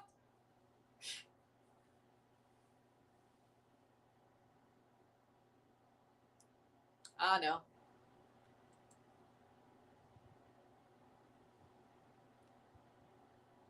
I hate that we did that to you, but I like you. You're a friend. I hate that we did that to you. I don't like Joel Embiid. There's the difference. I don't feel sorry that the Raptors made Joel Embiid cry because I don't like Joel Embiid. I don't feel sorry that, New York made him cry because I don't like him. There's a difference. If I like somebody, I'll feel sorry for him a little bit. If I don't, why would I feel sorry for him?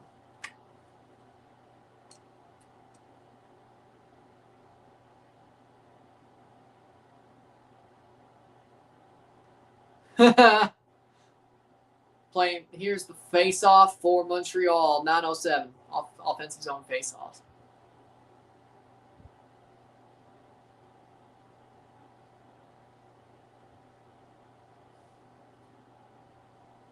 Shot. The Brazen Bull. Saved another face-off.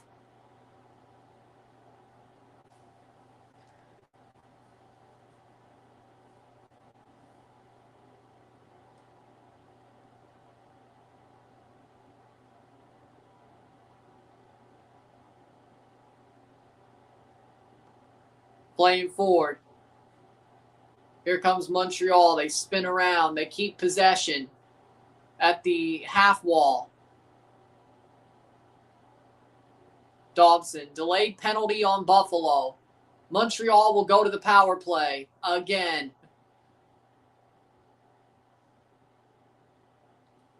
Power play for Montreal when the puck is touched, and we're going to the power play again. Montreal are going to the power play. Don't bad for Celtics or Bruins fans? No, I don't.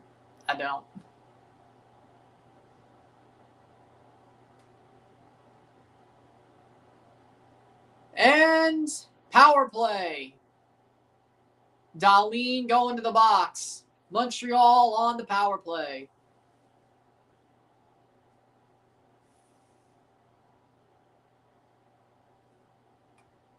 Task failed successfully. Tripping. Interference on Cole Caulfield. 2 minutes. Face off for the Habs. They need to score on this power play. They need to find a way to score on this power play. Caulfield's. Oh, man. Suzuki. Man, I thought Caulfield had that. 1 for 4, 5 shots on the power play. 4 for 17 in the series. Caulfield.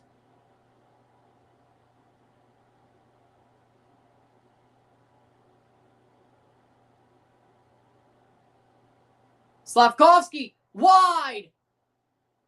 Demidov dumps it to Slavkovsky. Slavkovsky stops up. Demidov. Hudson in the slot. High slot Suzuki. Caulfield, Slavkovsky, wide. Across the boards. Hudson resets. 4 goals in the playoffs on the power play for Slavkovsky. Leads the NHL. 15 in the regular season. Leads the Habs. Caulfield. Hudson. Demidov. Demidov with a shot tapped away. Caulfield wide. 53 left on the power play. Hudson. Suzuki. Back to the high slot for Hudson. Dumps into Demidov. Demidov to Slavkovsky. Slavkovsky across. Suzuki. Shot! Saved by Ukko-Pekka Luukkonen. Wow.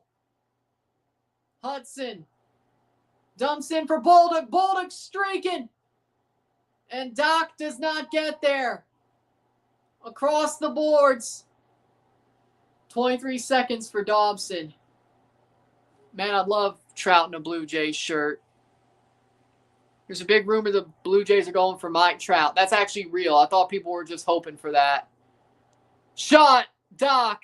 Shot, new hook. Covered by Luukkonen, 6 seconds. I hope that's true, man. I'd love to see Mike Trout for the Blue Jays. Play for the Blue Jays. That's a swing we need to take. That's a swing I'd gladly see them take. That would be awesome. I've always been a fan of Mike Trout. Always been a fan. Shit. Well, he wouldn't be able to wear 27, I'll tell you that much. Good looks on that power play. Yeah.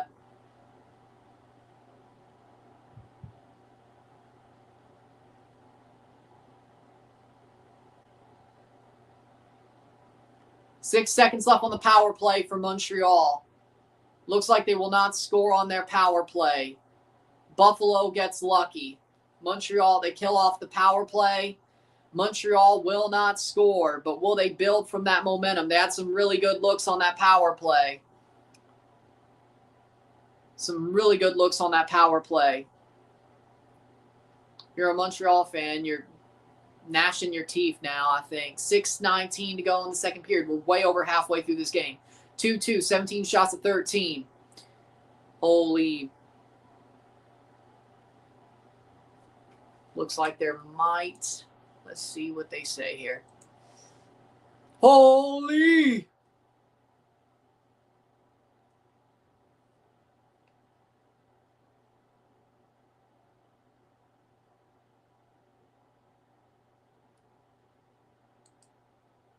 Doesn't, just looks like a stoppage there. Holy.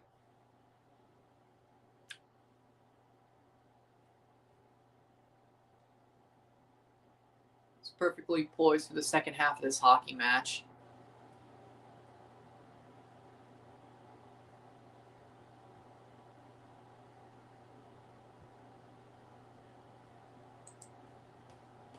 Clean save.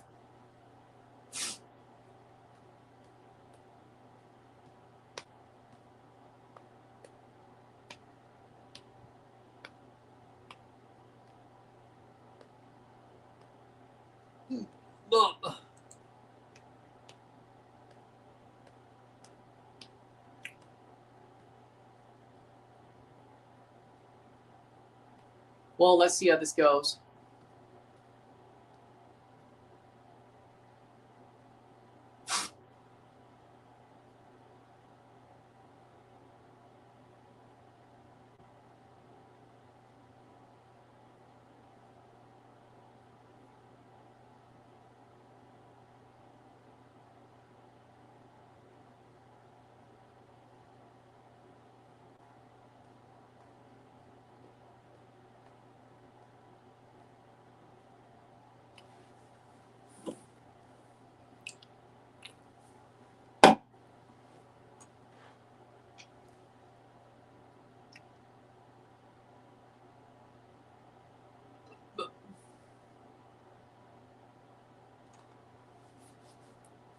Damn, that Dobesh goal, or goal against Dobesh, he's really going to regret that if Montreal loses, doesn't he? Off the post, or off the pad and in. 6-12.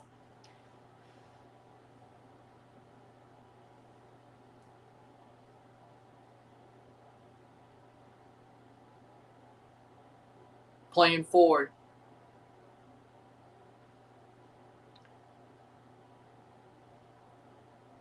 They say there's an Italian Wembanyama at the NBA Draft Combine. Luigi Swigo. Well, we need a center. I think the Raptors should take him. Bring in Luigi, boys. The Italian Wemby? Shit, I like that idea. The Italian Giannis?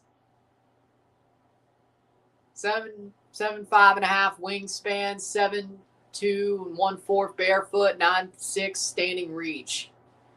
Yeah, we need a center like that. Jakob Poeltl is garbage, and we need CMB to play the power forward because that's what he's better at. Yeah, I'd say get the Italian Wemby. Screw it. Let's do it. Let's do it. Let's do it. That's what we need. Or the Italian Giannis or whatever. It is what it is.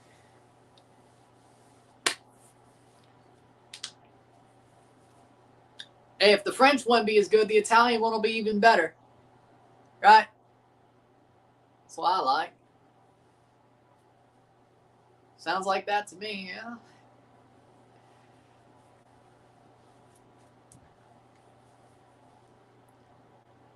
Drops down.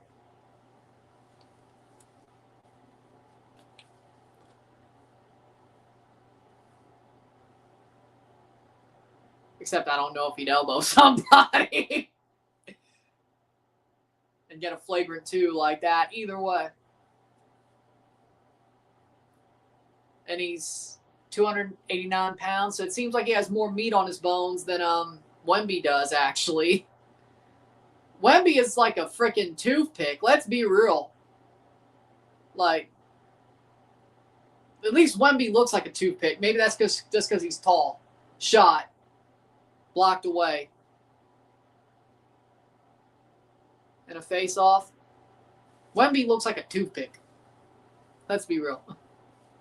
Like, dude's tall, but he ain't. His frame is not. He looks just tall. 289 pounds on a 7'2" guy. That looks more than a toothpick to me. Then again, maybe the height makes it look different. Either way, we need a center. And a 7'2" center who's 19 from Italy. Shit, let's do it. It could be Primo Pasta, or it could be the best thing we've ever done. We're the Toronto Raptors. We have to take that shot. And he probably would fall to 19 or wherever we are. I'd take it. I'd take that shot. That's what we do. I mean, Pascal Siakam, Jakob Poeltl the first time. I mean, he was good the first time, and we took a shot on him. Well, we probably shouldn't have. Like, the only time those shots really haven't worked out is Bruno Caboclo.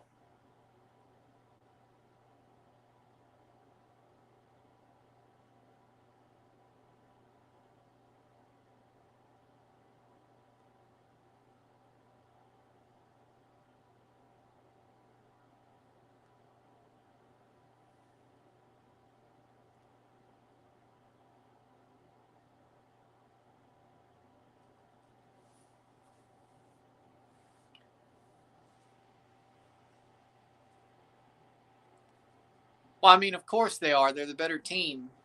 And it's not that far away.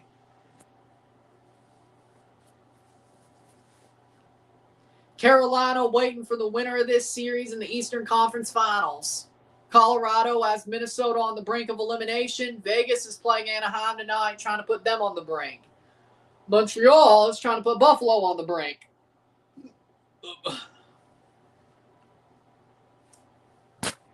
Yeah. He's starting to finally hit what people thought he would be, just in Europe.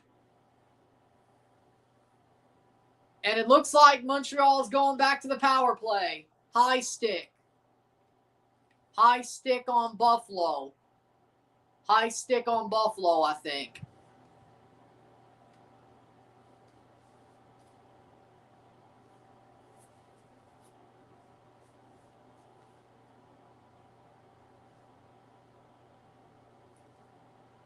I think there was a high stick on, well, I don't know.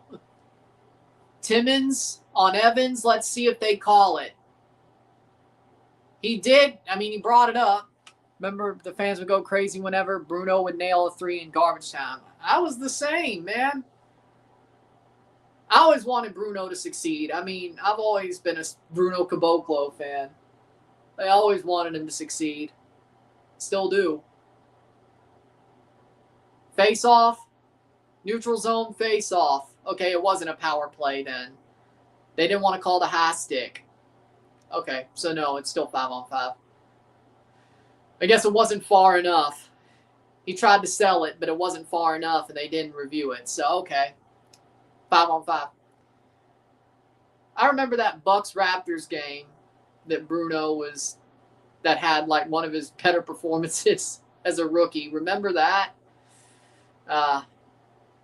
Bucks-Raptors, his rookie season when he showed up in garbage time.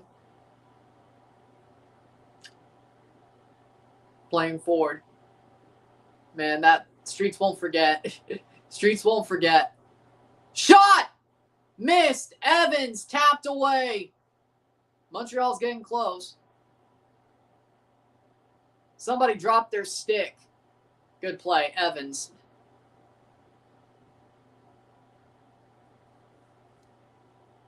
Evans, or no. Plays it on Goulet.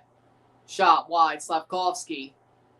3:15 to go in the second period. Slavkovsky loses it.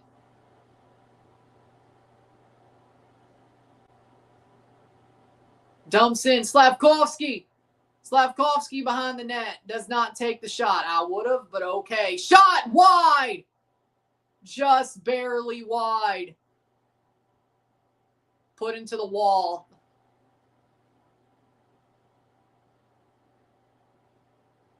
Blocked. Pressed for it. Maybe wasn't the best decision. 2:37 to go. 22 minutes left in this game. Well, 4-2 with an empty net. There you go. Maybe. Playing forward. Well, I mean, that did sound about right. See who scores. Dumps it wide. Still Montreal. Has the puck. Somebody's stick broke. Face off. 17 shots to 16. Montreal is now getting back into domination here. It's a really good game. Playoff hockey is the best, even if your team's not playing in it. It's still the best, even if your team's not playing in it, I would say.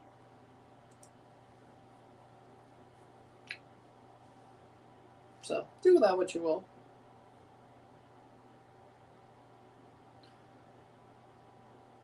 $2:13 to go in the period. Last ozone shot, 12:16 to go for Buffalo.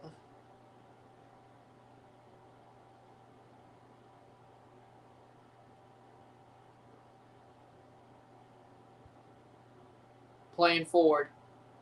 Has it themselves. Shot! Tipped away.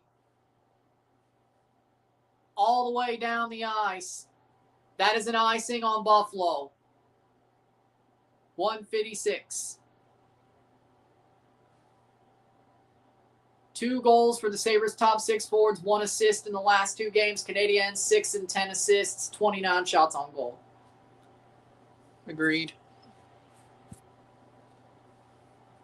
Face-off. Montreal wins the face-off.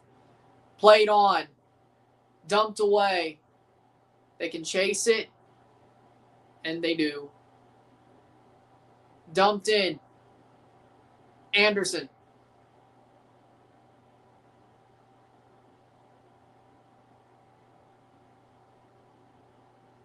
Shot! shot saved. Ukko-Pekka Luukkonen working overtime. Texier is down. That was such a silky move. Texier. It looks like the Habs, they're going to the power play again. The way the Canadiens made his way and danced around to get a shot on that, I love it. Yep, Habs back on the power play for 1:30 in the second in the first 30 seconds of the third period. Bowen Byram. Oh, wait, there's some blood there. If that is a high stick, it's going to be 4. Texier, high stick, and there's blood there. It might be 4. It might be 4. Hold on. Throw up your 4s. 4 minutes for high sticking on Bowen Byram. Double minor for drawing blood. Now Montreal has a 4-minute power play, and if they score, they'll get more. Well, it'll be less, but they'll still have a second power play to play with.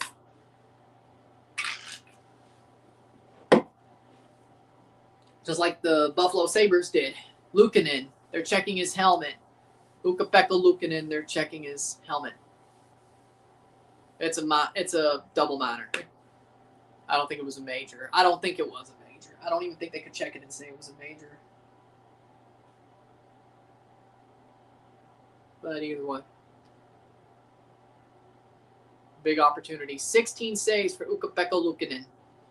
16 on 18 for Ukko-Pekka Luukkonen.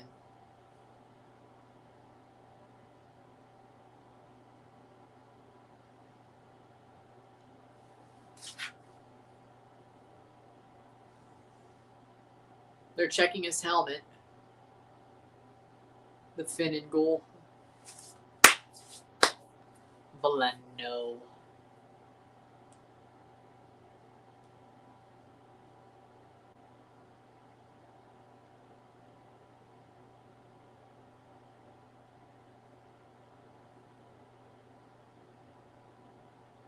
The one thing Fanatics did right was these NHL jerseys. So clean.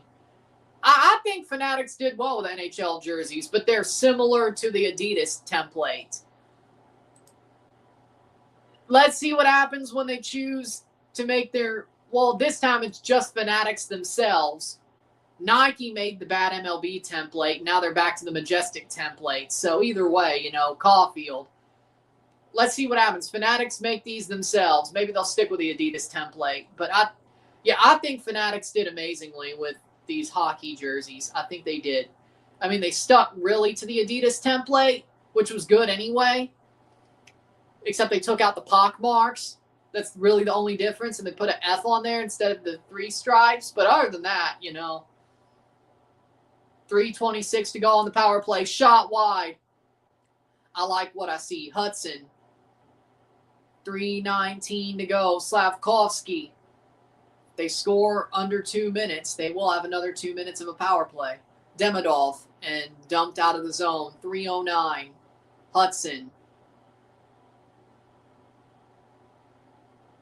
Suzuki. Dumps behind for Caulfield. Suzuki. Demidov. Good block by the Sabres.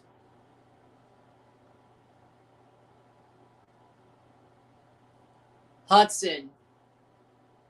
Slavkovsky wide. Final seconds of the period. 8, 7, 6, 5, 4, 3, 2. Hudson drives in. Shot wide. And it's the end of the period. It's 2-2 after the end of 2. 2 minutes and some seconds left on the power play. So about what, 2:30, 2:29, something like that? 2-2 at the end of 2. We start on the power play in a full power play in the third period with 20 minutes to go. 2-2. Big tip. So there's still a power play, end of the second. Why didn't Adidas do right? What doesn't Adidas do right? They're studs too. I think Adidas was better than Reebok. I think Adidas and Fanatics are both better than Reebok, in my opinion. Like Like, I would definitely buy that Austin Matthews, Mitchell and Ness rookie season Stadium Series jersey that he wore, that they wore at BMO Field. They made a Mitchell and Ness version of that that's basically based off the Reebok jersey. But I like the Adidas collar more, which became a Fanatics collar. I think Adidas had better hockey sweaters. The Reebok Edge era was garbage.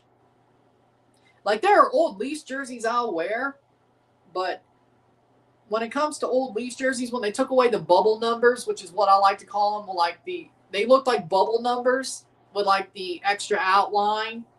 I love that era of jerseys. That died pretty quickly after Edge happened. Reebok Edge happened. And then it just became regular old numbers and stuff. Like, I didn't like those. Either way, Reebok Edge was garbage. And then Reebok tried to build back, and I think their later jerseys post-Edge were better. But then again, I still think Adidas and Fanatics is kind of continue what Adidas was doing. But I think they're both better than Reebok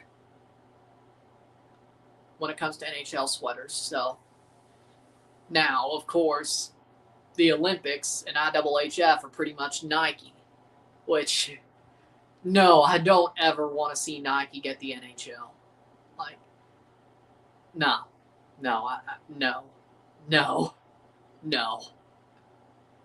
I think the Four Nations jerseys, hot take, I think the Four Nations jerseys were better than what were worn at the Olympics. Hot take. I think the Canada Four Nations jersey was better. I think the USA's Four Nations jersey was better. I think Finland and Sweden's Four Nations jerseys were better. Hot take. Hot take. Yeah. Because let's remember, Adidas or Fanatics also made the Four Nations jerseys. And I'm guessing they do the same for the World Cup of Hockey. I'm guessing they'll do the same there as well, because Adidas made the World Cup of Hockey jerseys. So I'm guessing the next World Cup of Hockey will be Fanatics outfitted. And I'm sure those will be better than the Olympic jerseys as well. I'm sure. But, and it's not because the Canadians, it's not because Canada lost at the Olympics. It's not because of that. And it's not because Canada lost at the World Juniors. It's not because of that. And if they won at the World Championships, that would not change my mind either. Because I care about Worlds, because I do care about the IHF Worlds. I do. I don't know if many people do, but I do. If Canada won at the Worlds, I still wouldn't change my mind. Because I think World Juniors, Olympics, and Worlds all have the same jersey, yeah? I didn't say you didn't. I'm just saying. Either way. That would not change my mind. If Canada won the Worlds, doesn't change my mind about that jersey being better than the Four Nations. I just think the Four Nations jersey was amazing. I'm with you there.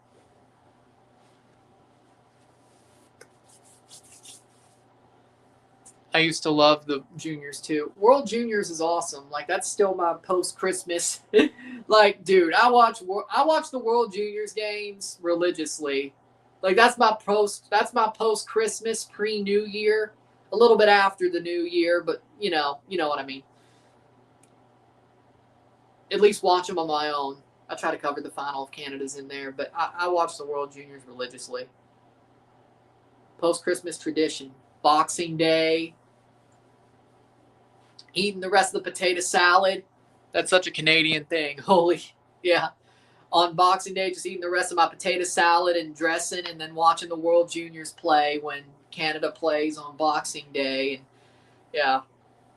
And deviled eggs. You damn redneck. Well, yeah, there you go. Yeah, the dressing and the deviled eggs and the potato salad. Yeah, there you go. And maybe some extra. Well, now it is. It depends on what we do. I think I still did have some pork tenderloin, bacon wrap tenderloin this past Boxing Day as well. But either way, that was good. Now, if you doing a seafood bake, that's probably not going to be as good the next day. The crab and stuff. Don't forget the turkey gravy. Well, I mean, when you don't make turkey, you don't really have turkey gravy. But we used to with some of the dressing when we did make turkey, but we don't do that anymore because now we've made like either seafood bakes or steaks. Oh no, we did the rib roast for Christmas. We did the bacon wrapped tenderloin for Thanksgiving. Either way, rib roast. It was still meat though. Rib roast steaks, like a rack of rib roast. Lord, that was good. Either way. Also, seafood bake with crab, mussels, shrimp. Those are possible too, but it's kind of hard to find all that. It's really expensive too now. Either way. With that being said, but no, the bacon wrap tenderloin, seafood bake, rib roast, those are all better than turkey at this point, unless you fry it, and we're not frying turkey. Or smoke it. We don't have a smoker either. Either way, short break at the intermission. We'll be back. Sit tight, be back. 2-2. Back on the power play when we start again.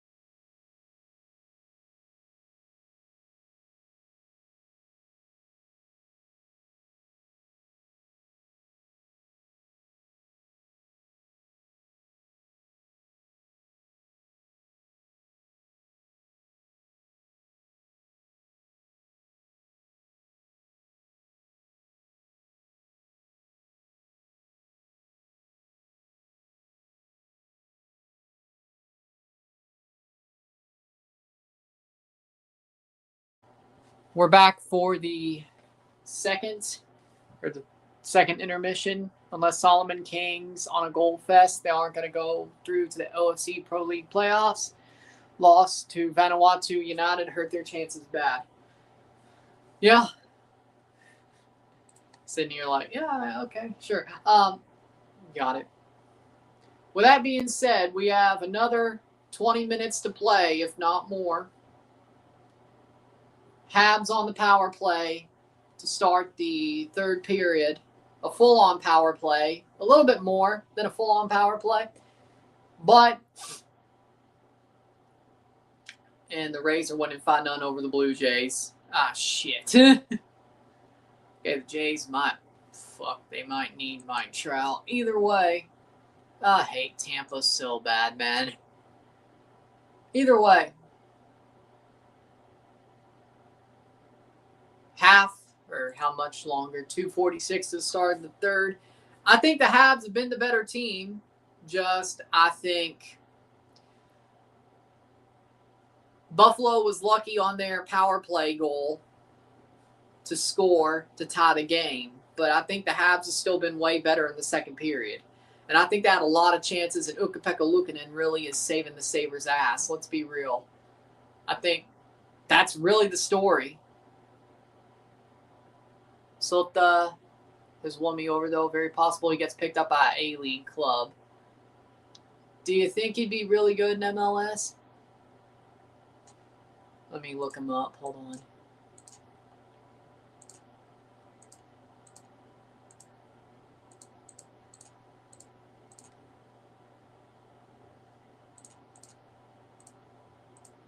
Told you Buffalo should switch goalies. I agreed with you. I said they should switch them. Midfielder, 27 years old. Sota. 4 appearances, 1 goal. 5'4" midfielder. J3, J2 league. Could be a great value. I mean, we do need a Jordy Mihailovic. We do need a Jordy Mihailovic backup because we're so bad without a number 10 backup, aren't we? Sota could probably play a good backup to Jordy Mihailovic, and at least we wouldn't be so crap. Like, it's just not, especially without Sargent as well. Like, Emilio has put in his work. But other than that, I don't know. Sounds like a good idea to me. Is he going to be the starter over Jordy? Probably not. But I'd rather have Sota than Oso. I mean, Oso's had an okay season, but Coelho and Oso, or Cifuentes and Coelho, and with Sota ahead of him over Jordy, that sounds pretty good to me. Either way, I would not mind. I would love to have a Japanese player on TFC, That would make me happy. Especially if they played well. But let's see.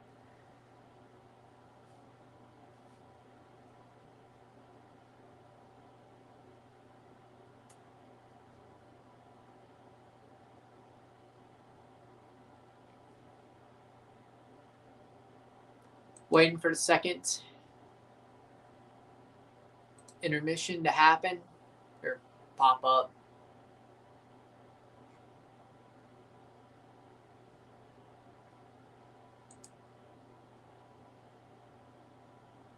Guys like the effing Energizer Bunny. Yeah, that sounds good to me.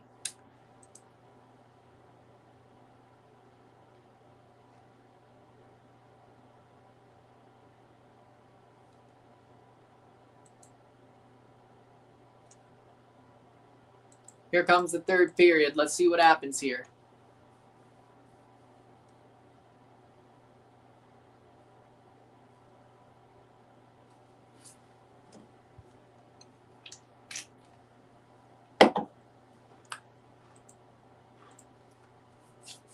Here we go, third period. 20 minutes to go, if not a little bit more. Well, it could be another, I don't know about 20 minutes, but boom.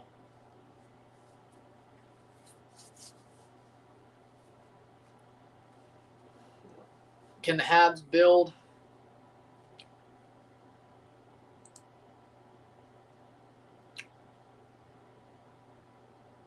And we're off. Slavkovsky. 19:48 left in the third period. 2:17 to go. Over a full power play to play with if you're the Habs. But at this point, you might just want to score on the second half of the power play. Playing forward, Hudson, if possible. Slavkovsky, shot, save. Behind the net, Suzuki. Dumps out, and they'll have to reset. They're into the final 2 minutes. 0 goals allowed in the third period and 6 straight games for the Habs. Demidov. Offside. 1:50 to go. 19:19 to go. Now, if you're the Habs, you want to score on this power play or score sometime in the period and have to make them pull the goalie and score the empty net. Man, what if I was absolutely on the money about 4-2? What if I was absolutely on the money? 4-2 Habs. What if I was absolutely on the money? Neutral zone faceoff. That'd be crazy, man. Hudson. That'd be crazy. If I was like legitimately on the money about 4-2 Habs. Like, that'd be crazy. That'd be awesome. Demidov. I mean, it's possible. Caulfield. Demidov. Hudson. Hudson dumps it in. Demidov with a shot blocked away, but he still has the puck. Demidov dumps it to Suzuki. Suzuki. Blocked away. Hudson. Demidov wide. Slavkovsky. Demidov. 82-mile-per-hour slap shot. Hudson keeps it in. Demidov. Offside. Yes, so. That is great stuff. Soto's the best player in the league. Or for you, the best player? The way it sounds, I mean. Let's see what they're talking about here.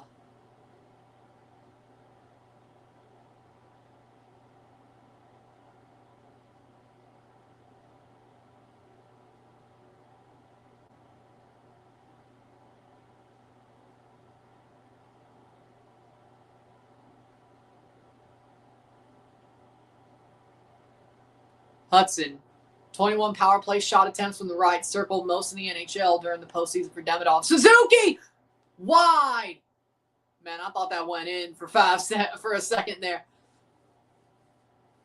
51 seconds left on the power play. 18-17 to go. Sabres scored on their double minor. Can the Habs do it and take the lead right back? Good tap.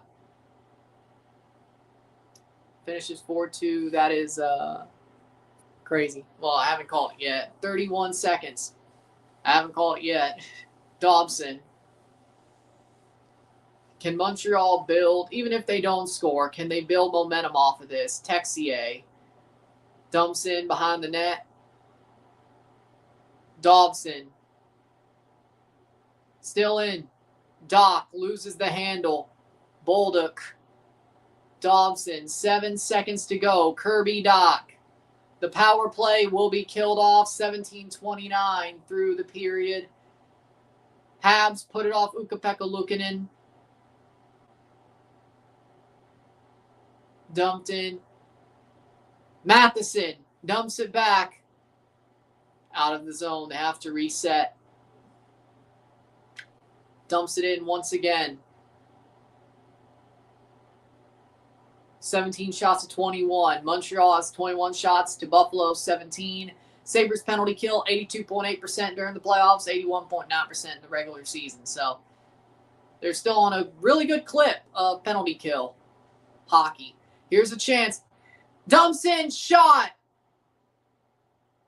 Tries to set up a shot attempt. Shot! What a miss!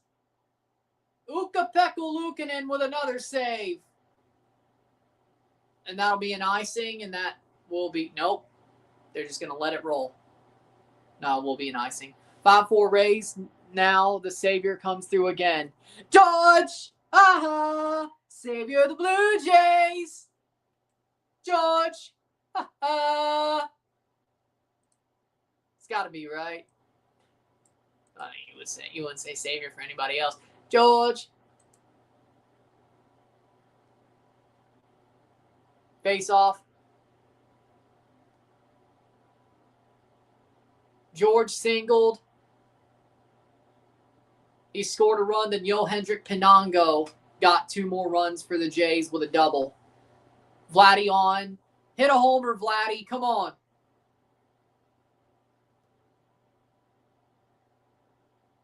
Well, George did set it up, though. George. Ha ha. Savior of the Blue Jays. 16-13. Come on, Vladdy. I need you to hit a homer. Find one, Vladdy. You need to drive one. And Evans is in the box. Buffalo on the power play. Buffalo on the power play. Yeah, Patrick Corbin had a bad game, didn't he? And Jeff Hoffman gave up a run, too.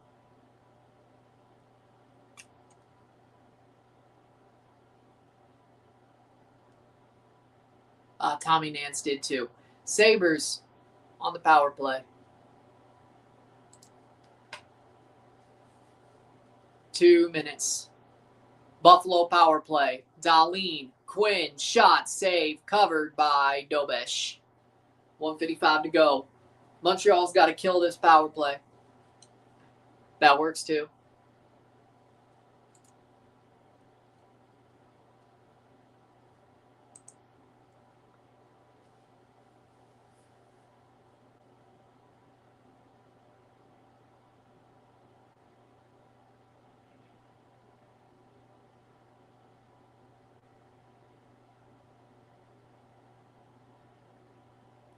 Power play goal in the for their last 6 games for Buffalo. Benson, Thompson, Quinn, Doan, and Dillon on. Can Montreal kill this penalty? 1:51. Quinn. Dillon. Shot covered. Dobesh makes the save. And it was Jake Evans for holding. 2 minutes for holding.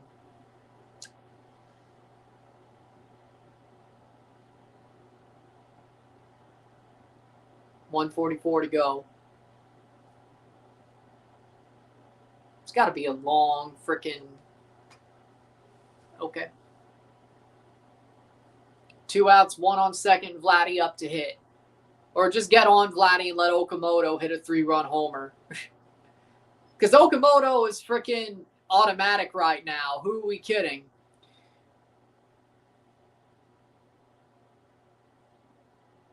Because Kazuma Okamoto is automatic right now. 120. Just get on somehow for Kazuma Okamoto. Thompson.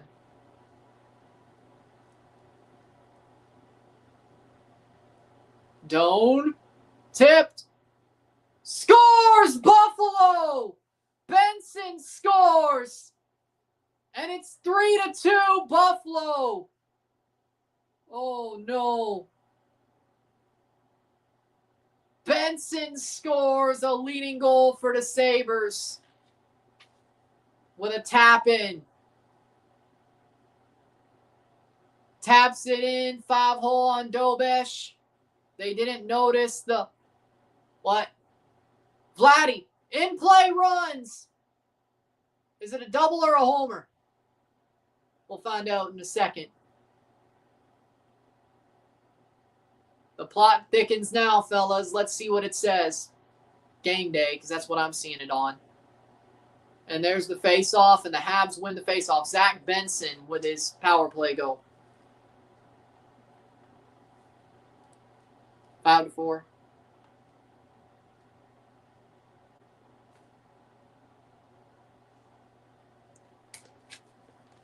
In-play runs, damn it.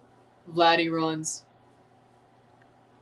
Vladdy reaches on a fielding error by third baseman Junior Caminero. Hendrik Pinillos scores. 5-5 tie.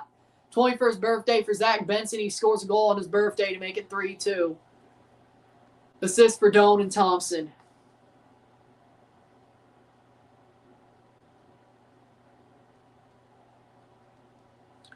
Honestly, if the Habs lose, the player of the game's Ukko-Pekka Luukkonen. Let's be real. 4:41 through the period. 3-2. Buffalo's second lead of the game. This ain't game 3, that's for sure. Dumps it in. Montreal back on the puck.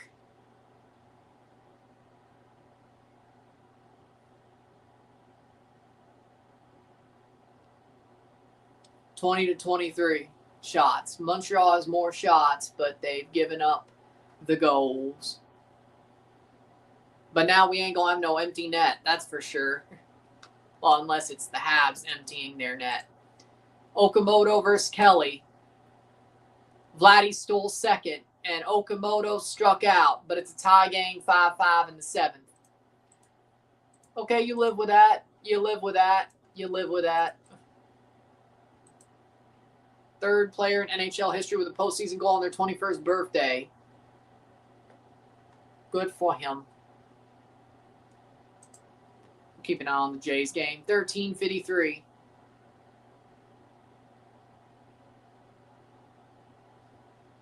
Montreal. The Habs won game 1, or Sabres won game 1 at their house. Lost game 2 at their house. The Habs won the first game at their stadium, game 3. Sabres are about to win the second game in the Habs arena in game 4. So, sort of palindromic, isn't it? The home team wins their first game at home. As it stands, the road team is winning the second game at a home ice venue. The Habs are better on the road, they say.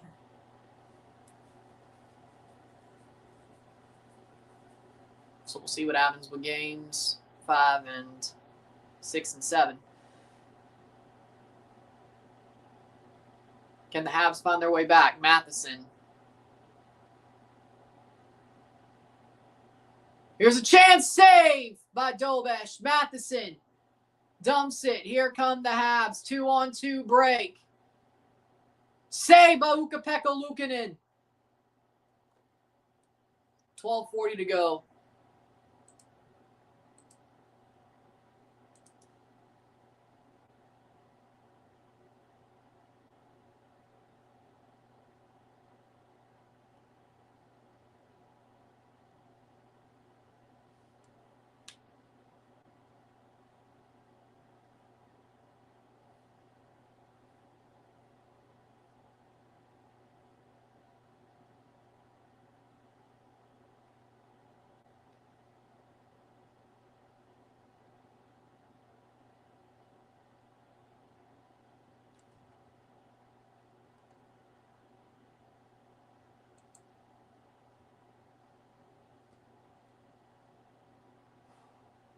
Holy, what a save.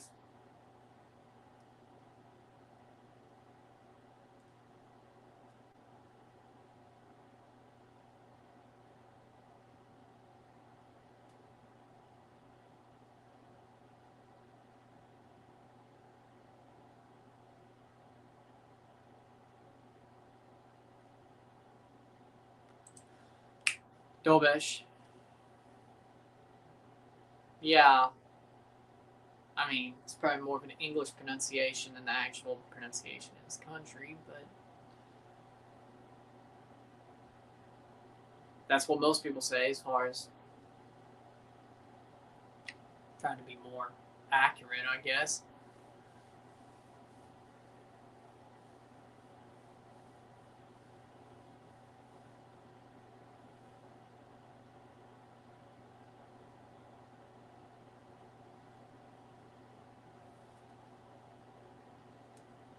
Tyler Rogers, lock in, boys. Lock in, buddy. Lock in. Come on, Tyler Rogers, lock in. I'm going to misspell it if I try the Sabres goaltender. Why is that name so catchy? Ukko-Pekka Luukkonen. Because it is. It is. Because it is. Best name in the NHL? Maybe. It's got to be. Probably. I don't know. And another ball thrown. 3-2 Buffalo.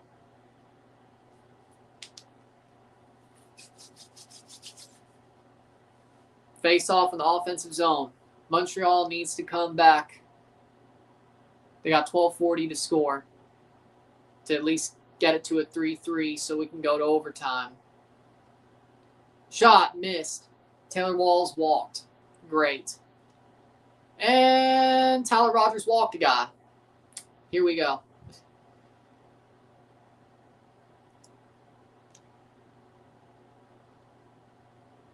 Brought down. Good skate.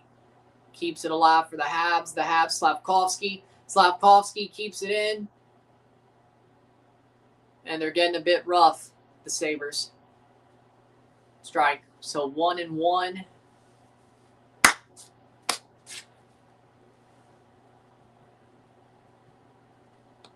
It's definitely up there. There you go. 12-12 to go. I want a double play. Forget it. I want a double play.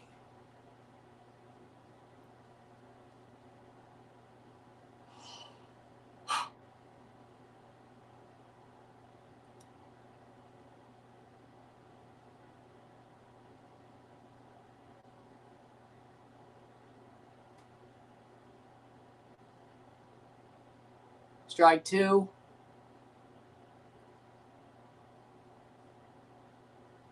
Playing forward. Here come the Habs. Shot! Save by Ukko-Pekka Luukkonen. 11:52. He's honestly the man of the match if the Sabres win. Let's be real. Like, I think that's an obvious choice. Or player of the game, man of the match, whatever you want to call it. Lined out, Yandy Diaz. 1 out. A double play ends the inning, so let's just get a double play. Tyler, let's just get a double play. 5-5. Let's get a double play.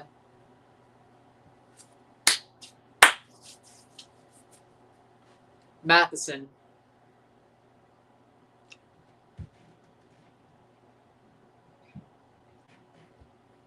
Matheson. 1-1 count. Here come the Habs. They could break. It's a 2-on-2. Maybe a 3-on-2. Didn't notice that puck. Hey. Not the best breakout, eh? Felt like Leafs hockey right there. 11:21. Demidov.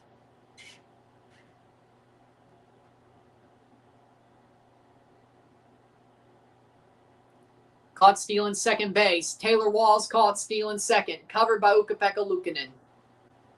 So they caught him stealing. They caught a player on the Rays stealing. Let's see if they challenge it.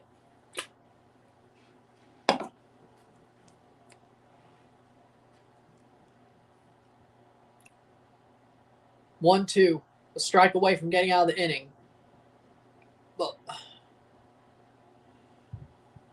Foul ball. Okay, so they didn't challenge it. All right. Face off, 11:04. It was a caught stealing. No challenge. 28 face-offs, 1-25. Buffalo's been better on the face-off tonight. That might be a big story. Face-off. Called strike. Struck out Aranda. Jays going to the bottom of the 8th with a 5-5 tie. 2 chances to take the lead if they keep it tied under Varland. Well, they kind of have to, don't they? Or maybe they'll go Fluharty and see if they need Varland for the 10th. I don't know. If they don't take the lead in the 8th, maybe they'll go Fluharty and then Varland in the 10th. Maybe. It's possible. 5 goals in their last 3 games. New hook, 1 goal tonight. So, 2, 2, and 1. Yeah, there you go. Playing forward. Blue Jays are 3 defensive outs away from winning if they could take the lead in this inning.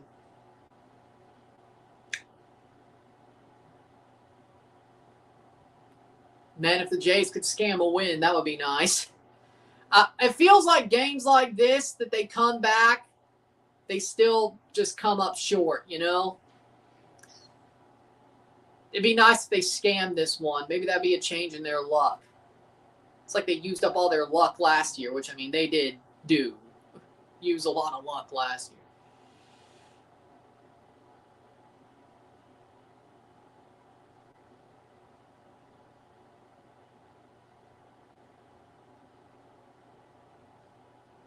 Luukkonen makes a save. Jimenez, Clement, and Varsho in the bottom of the 8th, which means that it would be Schneider or Sanchez, Valenzuela, Springer in the bottom of the 9th.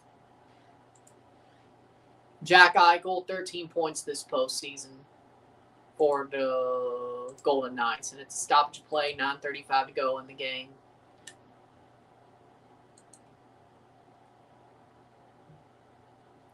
They did use a lot of luck. Would be nice for them to scam one for a change.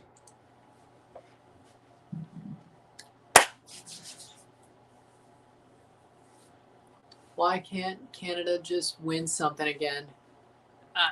Because there's less teams in Canada than in the USA. So just by a mathematical number, I mean,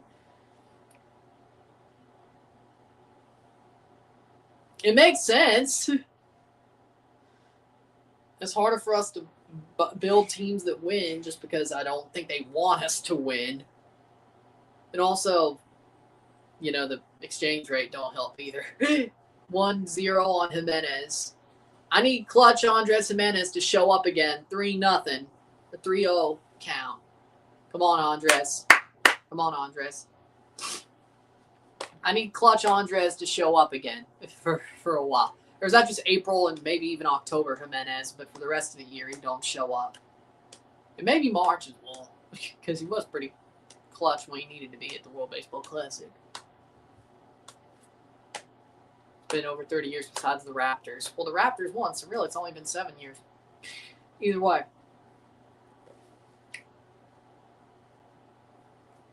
Here comes the rest of this game. Strike, 2 strikes. Down the middle on Jimenez. He didn't swing at either of those. Is he crazy?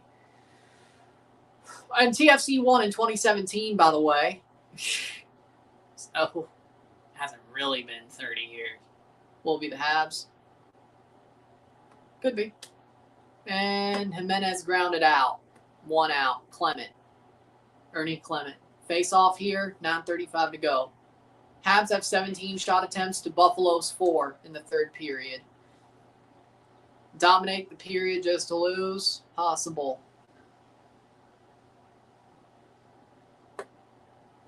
You're right. My bad. That was huge. Exactly. Come on, Ernie. Norris and Suzuki on the face-off. In-play outs on Ernie Clement. So it's 2 out. None on. Varsho with a homer, maybe? Playing forward, I would hope. Can Varsho hit a homer for the first time in God knows how long?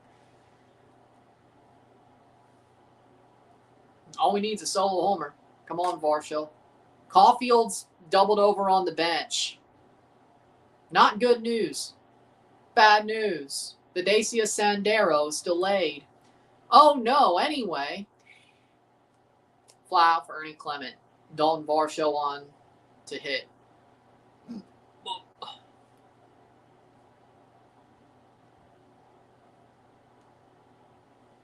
Comeback wins, 26 in the regular season, 3 in the playoffs for the Habs. They're comeback kids. Blocked, shot, cleared away. 8:34 to go.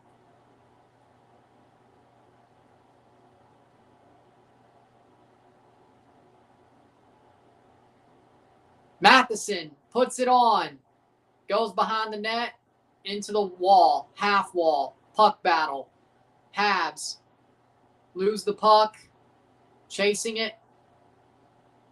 Dano, dumped in, shot, blocked. Still Habs puck. Ian Seymour replaced Kevin Kelly, pitching change. Shot, blocked away. Matheson, Anderson. Chasing it behind the net. Icing on the Sabres. Varsho versus Seymour. Varsho's 1 for 4 against him. Jesus Sanchez comes up next if Varsho could get on. Caulfield got cross-checked in the face. They didn't call a freaking power play? That's crazy. Timmins cross-checked Caulfield and they didn't call it. You got to be kidding me. Face off, 7:46. That's why I'm doubled over. Goulet shot wide. Rebound pushed away by Ukko-Pekka Luukkonen. Goulet.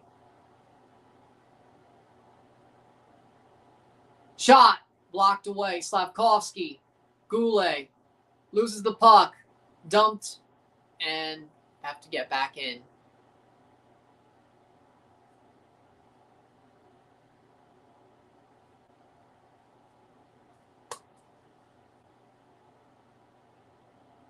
Bad giveaway. They'll still have it. 15 straight shot attempts for the Canadiens. 7:06 to go. 2 strikes on Varsho. He's a strike away from going to the 9th. We'll see what the Jays choose to do.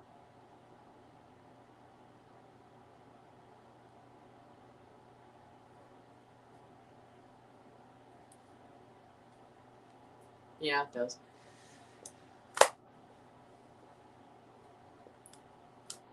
And the Anaheim-Vegas game has just started. And Varsho struck out. It's everybody. I think everybody says that. And the Kitchener Rangers have won the OHL championship. Going to the Memorial Cup. Kitchener Rangers.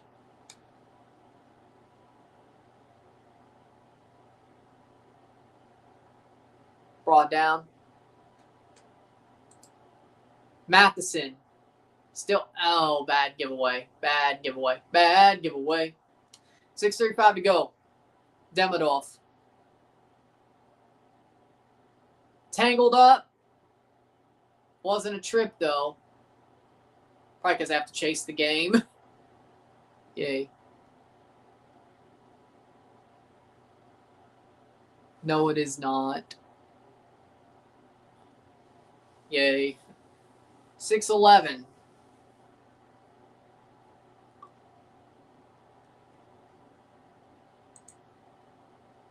Playing forward. Habs. Spin around. Don't see if they've made a bullpen change. No worries, Louis coming out to close the 9th, and we'll walk it off. It's Varland. Varsho's a terrible hitter who can't touch elevated pitches. They're not wrong. Like, if we could get Mike Trout, I'd rather have him than Varsho any day of the week and twice on Sunday. Even an old-ass Mike Trout, I'd still rather have him over Varsho.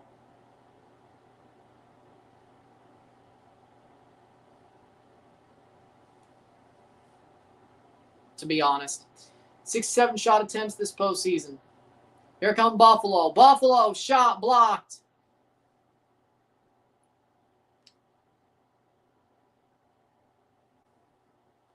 $5:10 to go, the final 5 minutes.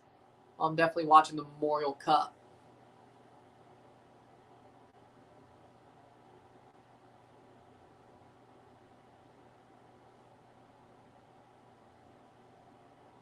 Slavkovsky given away. Still Montreal. Dobson. That back skate took him way too far. 4:42. I mean, I know we're probably going to have to give a major league ready outfielder for Mike Trout. Make it Dalton Varsho. Empty the farm and send Dalton Varsho to Anaheim with him. How about that? Shot. Goes down. Yeah, I think that's fair. I mean, they're both center fielders, yeah? Slavkovsky got knocked down. I mean, probably both. Varland in. 2 balls already on Caminero. And Slavkovsky, don't tell me he's hurt. Don't tell me he's actually... Damn it. That sucks. Fly out to Jimenez for Caminero. 2 outs to the bottom of the 9th. Sanchez, Valenzuela, Springer, Penango, and Vladdy. And there's a stoppage of play.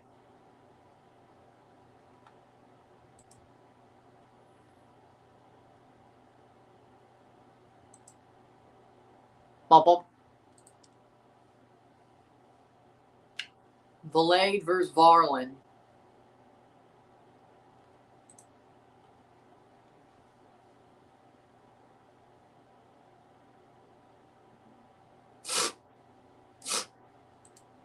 Foul ball. 2 strikes. 0-2 count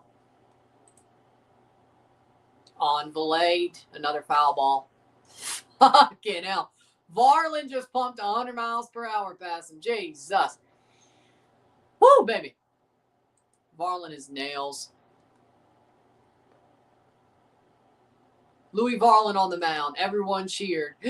Everyone cheered.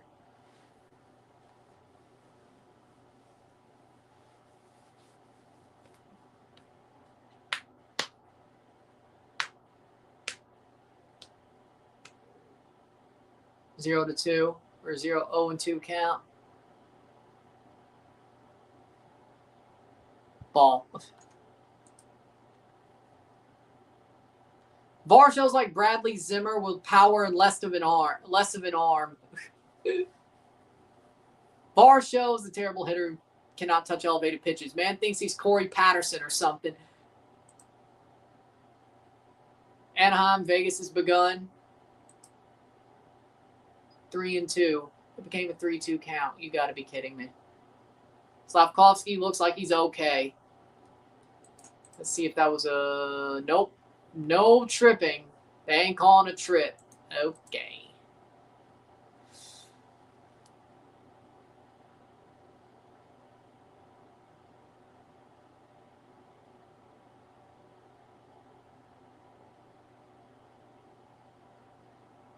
He walked Valade. DeLuca. Da boys. Portland Trailblazers apparently want to move now. Can see them going to Vegas. That doesn't surprise me, really.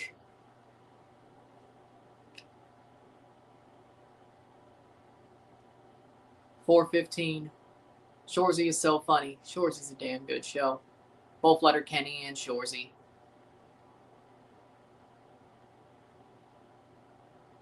Jared Kizo's a genius. Gotta say. 4:07. 0-2 count on DeLuca. Bad giveaway.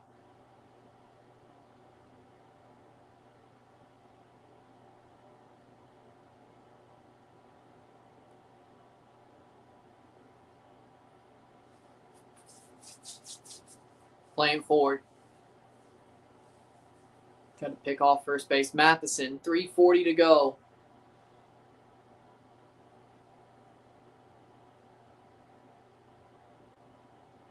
I actually do take Shorzy over 2. You know, you're not wrong playing back. I mean, you're not wrong in play, no out, but at least it's not in play runs. 87% decided by 1 goal or 2+ with an empty net goal in the playoffs. Shot! No, he did not shoot at all, actually. He had the run in, didn't shoot. Probably should have. Johnny DeLuca singles, Valade to third. Shot, save. Dobesh is back up. 21 shots at 30. Covered by Dobesh, 2:44 to go.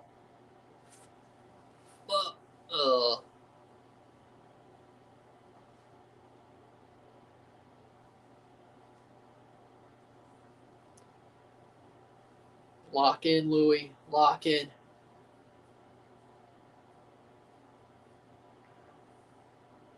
I mean, I watched Letterkenny first, and then Shorzy. I think they're both genius. I mean, it's hard for me to say one's worse than the other, or one's just a little bit better. It's hard for me to do that. I mean, I watch both. But maybe both of them speak to me in a different way. You know? I mean, Letterkenny has the Hicks. And that speaks to me. Small town Ontario, Hicks, that speaks to me. And then I love hockey, so... I mean, yeah, there's hockey in Letterkenny, but it's not like Shorzy where it's really all hockey, and Shorzy's a different character than... So, I mean, it's 2 different things. Like, either way. Playing forward.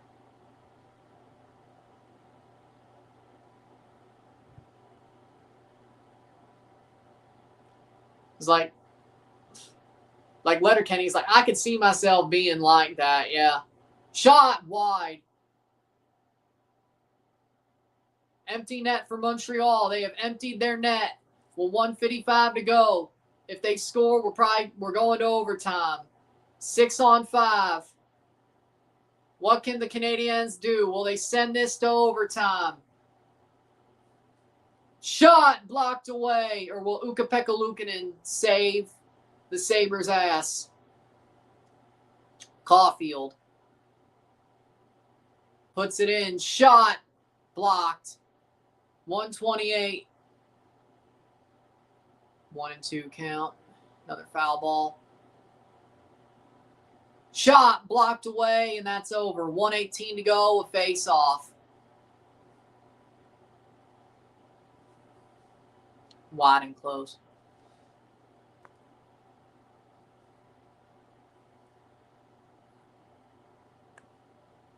The Jays take it to the bottom of the ninth. Well, either way. Foul ball on Williamson. Got to strike him out or get a ground out. Cannot let it fly because that will be a Tampa Bay lead if it flies high enough, far enough. Buffalo wins. Not yet. 117. They're winning, but it's not over yet.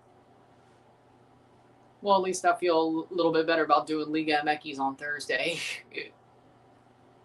The series can be won on Thursday.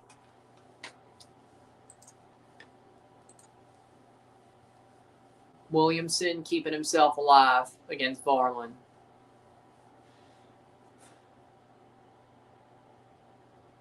.32 shots to 8 in the third period for the Habs. So we're just face the music. If there's an empty net goal, I will. Well, I don't. And why are you trolling me? I mean, you really should be trolling Rory. Strikes out Williamson. Varland strikes out Williamson. Any out will get us out of the inning now. 2 out. How we doing? 117. Norris and Deneau. Strikeout 2 away. Now, any out will get him out of the inning with a tie. Fly out, strike out, ground out. Any out will get him out of the inning. So just in-play outs. That's all that matters at this point. Or strikeout, yes. In-play outs or strikeout, doesn't matter. Just get the damn out. Foul. Fly out. Foul, fly out. Shot. Johnny DeLuca stole second base. Ball on the dirt. Okay, that is what it is. Montreal, 40 seconds to go.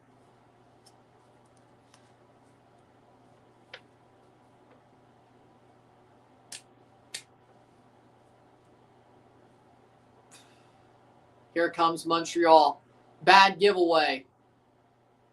Empty net. No, that goes wide. 21 seconds. Montreal. 21 seconds to find a tying goal. Strike 2 on Mullins. A strike away to get to the bottom of the ninth with a chance to win it before extras. Calamity for the Wild. Yeah, I saw that. And it's full time. It's over. Buffalo wins 3-2. Series tied 2-2.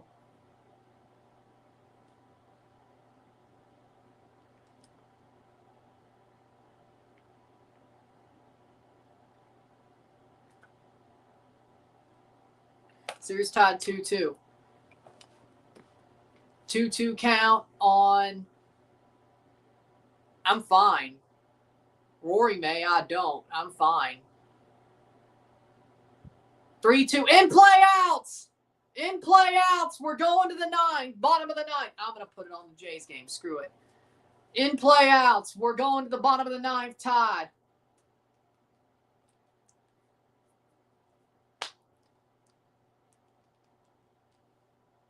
Screw it. I'm going to put on the Jays game. Let's see what happens here. Might as well finish it and then do the review. It doesn't matter. In-play outs. 5-5. We're going to the bottom of the ninth. Cedric Mullins flat out to Varsho. Oh, boy. So we got Sanchez, Valenzuela, George, aha, savior of the Blue Jays, Penango, and Vladdy.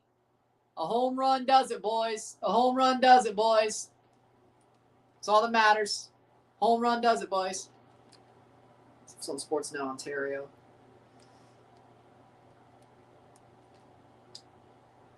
Okay,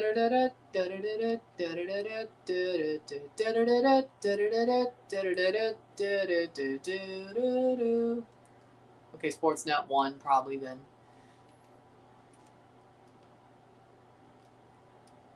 Yeah, I think there you go. Sportsnet 1. All right. Well, there you go. Spurs winning 91-73. Well, that's what happens when Wemby doesn't get thrown out of the game. Don't need that now. Woo! I might be a little bit behind, but it is what it is. The Jays don't just need a win. They need this kind of win, please.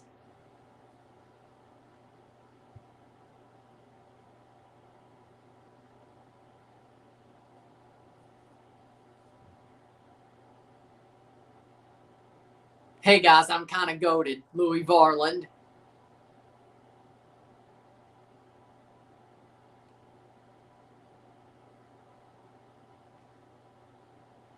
Then we'll do the review after this is over. Come on.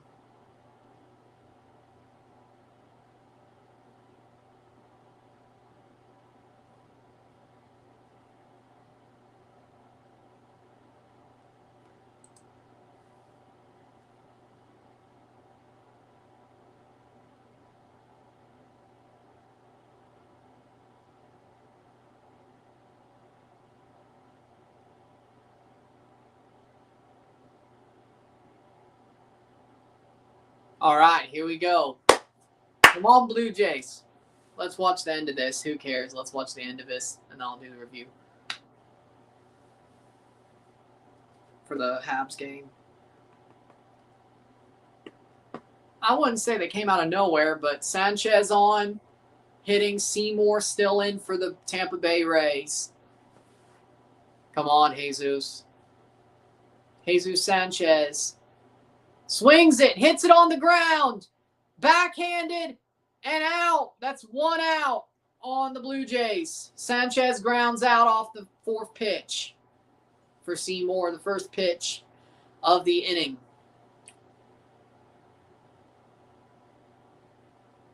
Wow.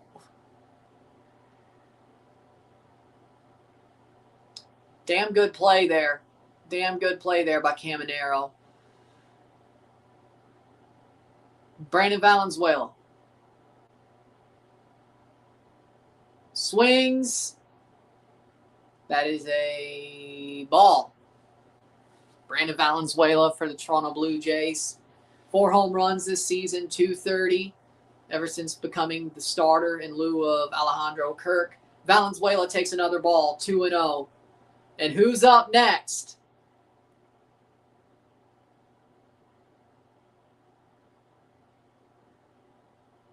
After this, well, you know.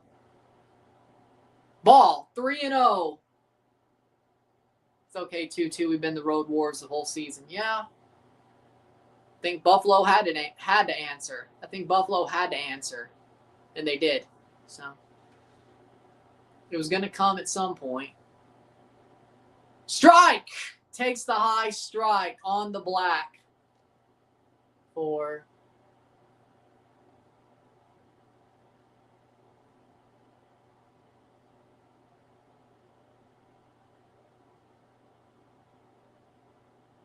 ball. Oh, swings and misses. Valenzuela, 3-2.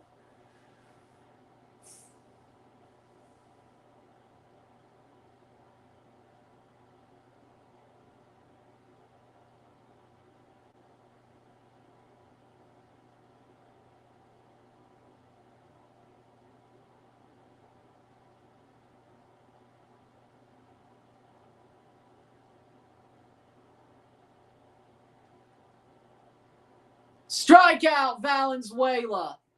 Seymour strikes out Valenzuela, 2 out. Well, I would not be surprised if the Avs won the Stanley Cup. No. They've been the best team all year. They should, frankly, win it. And George, savior of the Blue Jays. Can George hit a homer? Bro, that'd be awesome if he did. Hits it! High! Deep. That's going to be a fly out. Fly out and caught by Mullins. We're going to the 10th. All right, let's see what the Jays do in the 10th. Might as well keep on going. Fortes, Walls, and Diaz in the 10th inning. Can the Blue Jays keep it a 5-5 game and walk off in the bottom of the 10th?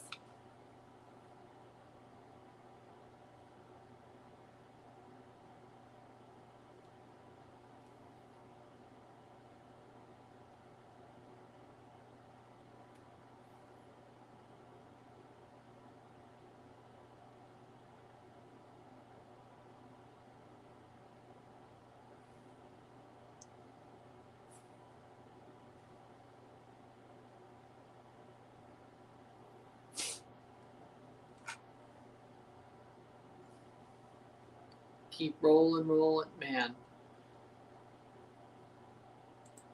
And then we'll do the review after this is over.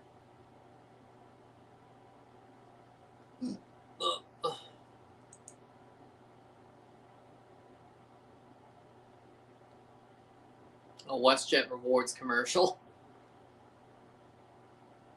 Canadian Tire Sport Check. Okay.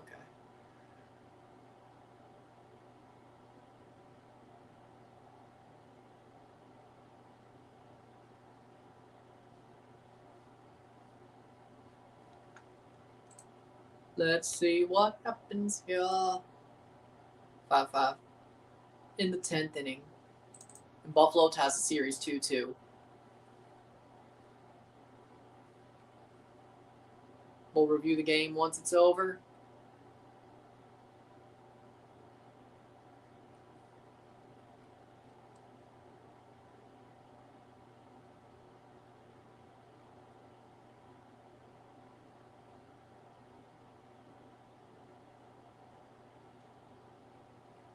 Ha!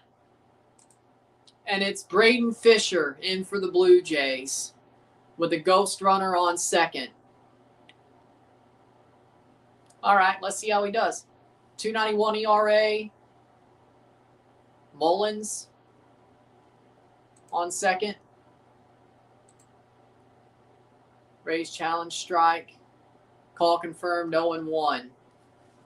So the first pitch was a strike for Fisher. 0-1 on Palacios.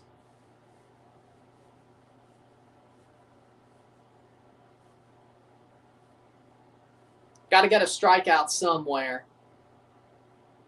Hits it on the ground and foul.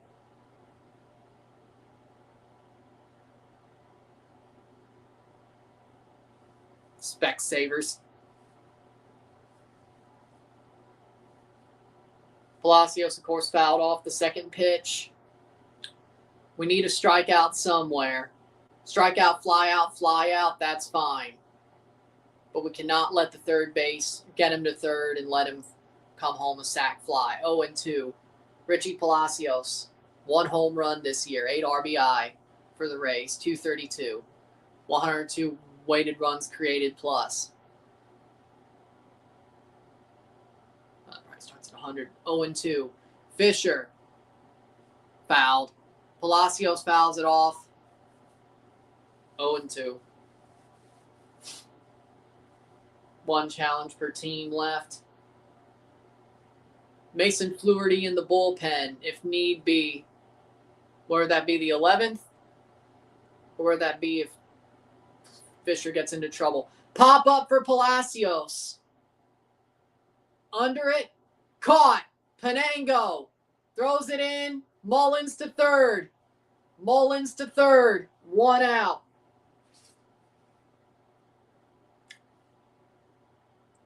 I missed 2000's WWF. Well, I think everybody does.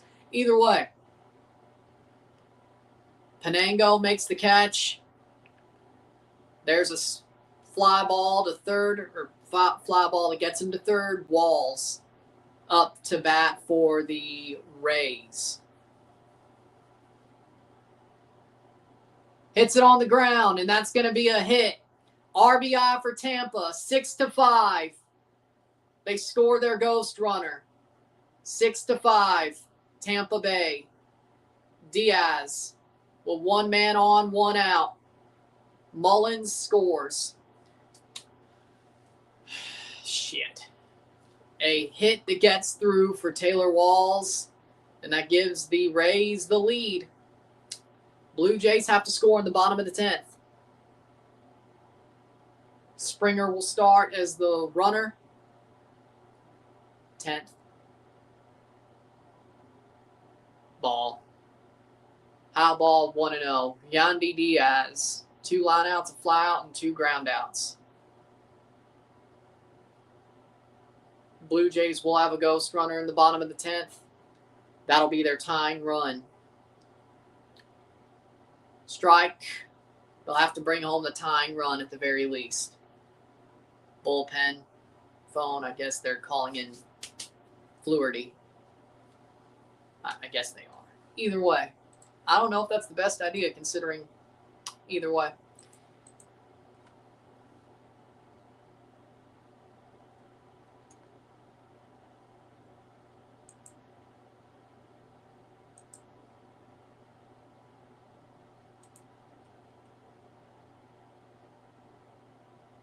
Yep.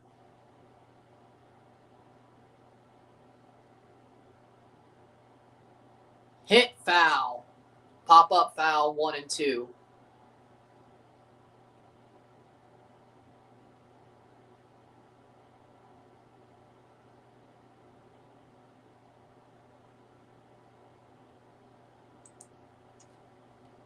One and 2. Blue Jays down 1. They need to at least score 1 in the bottom of the 10th. Diaz fouls off, 1 and 2.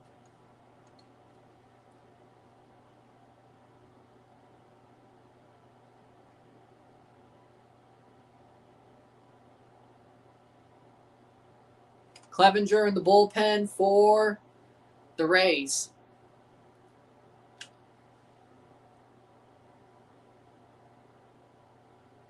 Ball. 2 and 2.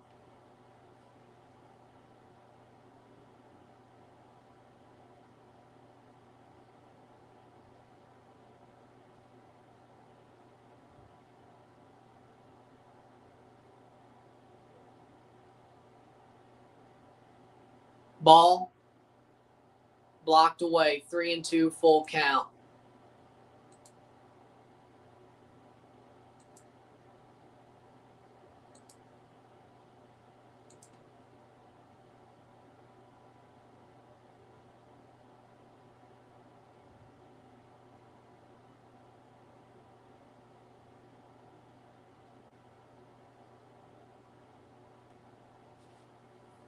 Got him. Walls is out. Caught stealing.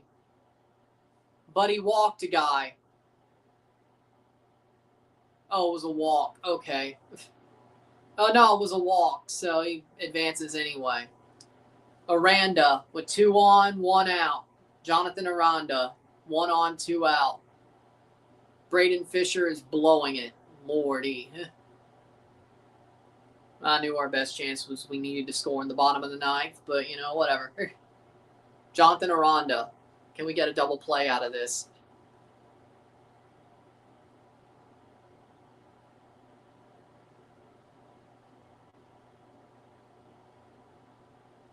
Strike 1. Just somehow keep this a 1-run deficit. And then see what you could do in the bottom of the 9th, or 10th, I should say.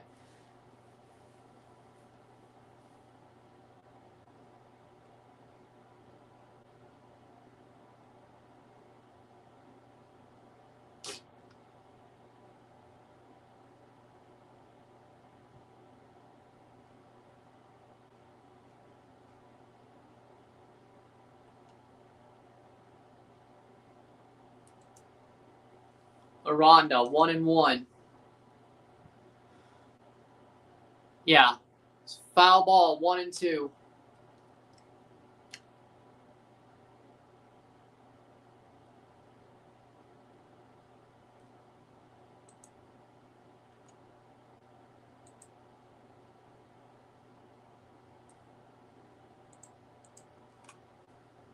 Six and 5, or 6 to 5. Foul ball.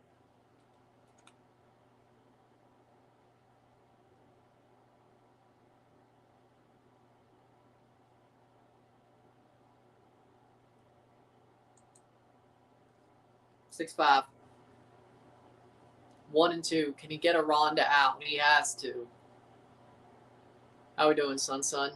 Popped up. Aranda fouls it off. That will not be playable. Still 1 and 2.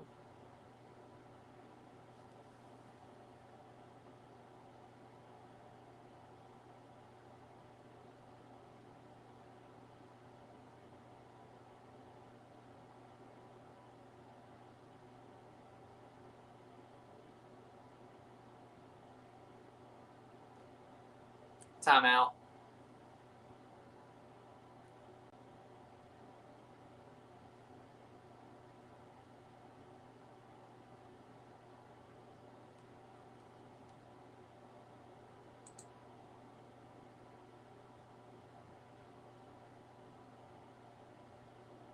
How we doing? Hit, foul. Line foul.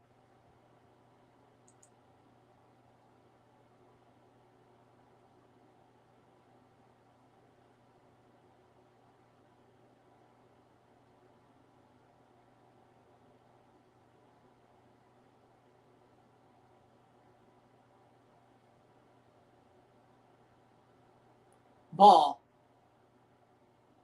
And they steal third. What a disaster. I fucking hate Tampa. Fuck the Rays, man.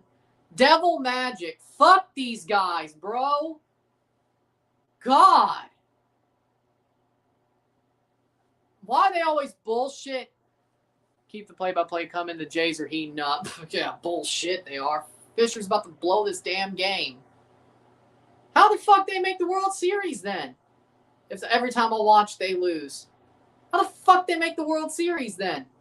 You gotta win freaking 8 games or 7 games to get there. Even more, maybe if you're a wild card team, which is what we're destined to be if we make the fucking playoffs. 2 and 2. Hell, they made it to Game 7. You gotta win at least. Shit. If they lost every time I watched, they would have been out in the ALDS. So.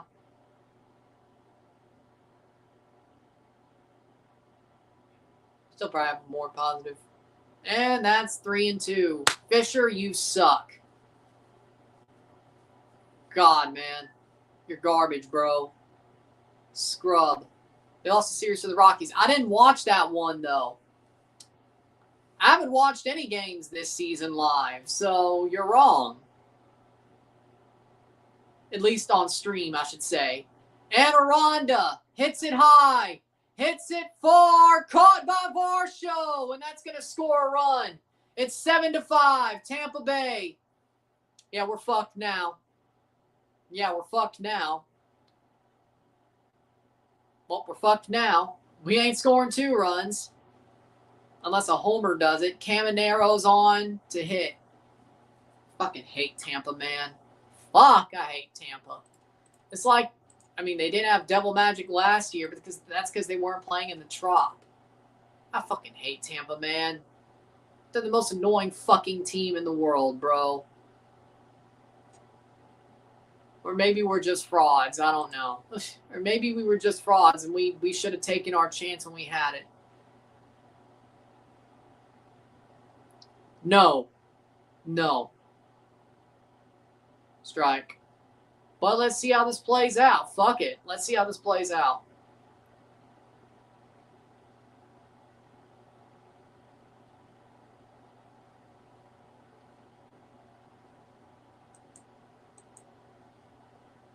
Hit on the ground. Oh, he booted it to first. Got him. We're going to the bottom of the 10th. Jays need to score 2 to tie it. Need to score 3 to win.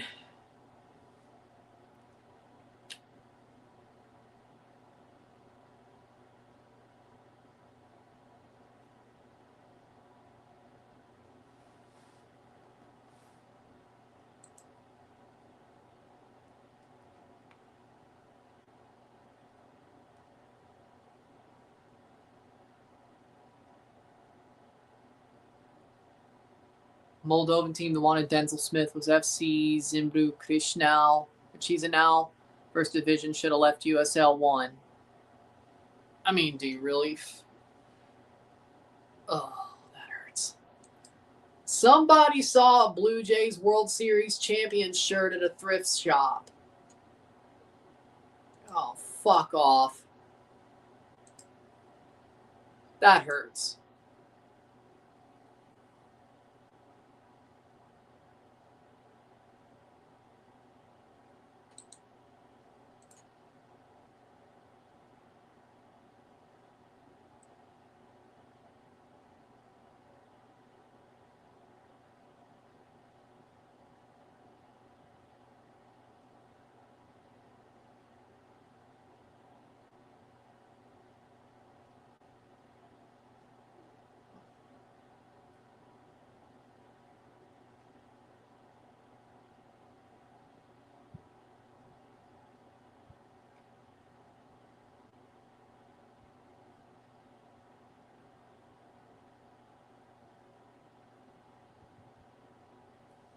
Well, Blue Jays have to find a way. Penango to lead off. The Jays are taking the piss this season. I'm getting worried now. I was low-key worried when we got swept by the fucking Rockies. But I don't... I'm glad the rest of the AL's fucking garbage.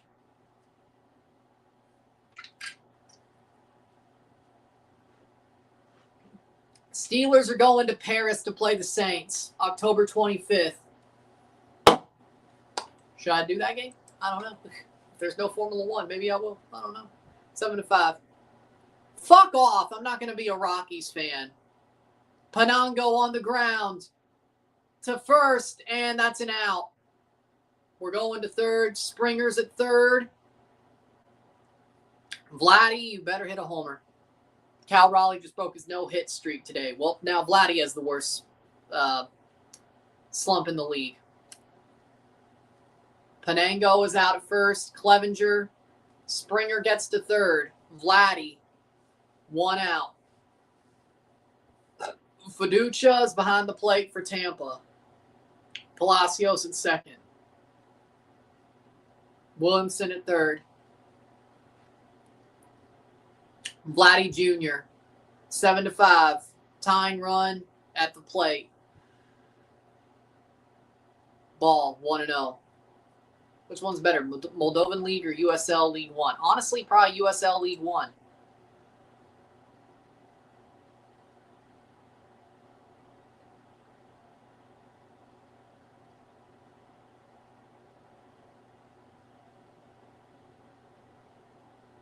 Fouled away, 1-1.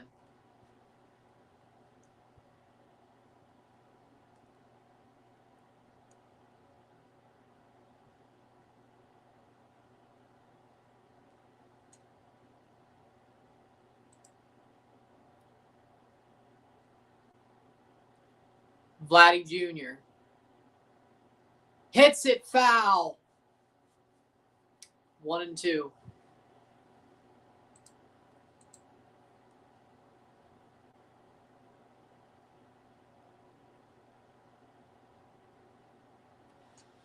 Vladdy hits a home run. The game is tied. Clevenger. Ball, 2-2. What over Europe, Conference League, and even Europa League, UCL football? The Moldovan League is like, that's sort of like, is it really worth it though?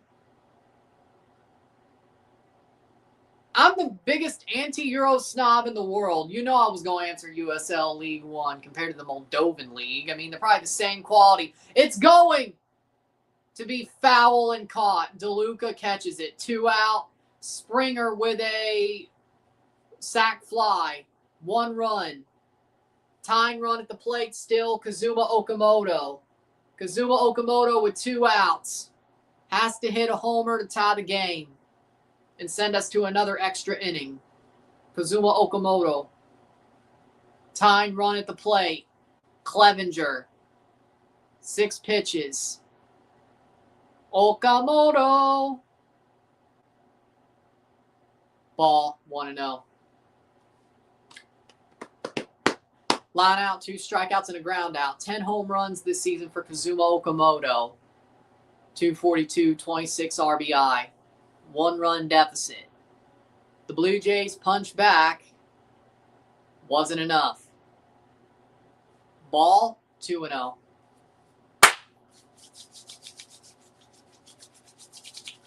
Now, what if the Blue Jays hit a 2-run home run? Okamoto walk, and then they did hit a 2-run homer. What if that did happen? Kazuma Okamoto, 2-0. Hits it. Foul. Okamoto. 2-1. We'll review the game. We'll review the Buffalo-Montreal game once this is over. And then I'll set up the stream. Well, once it's over, I'll also set up the stream with GG's. Okamoto, 2-1. It probably already ended, eh? Ball, 3-1.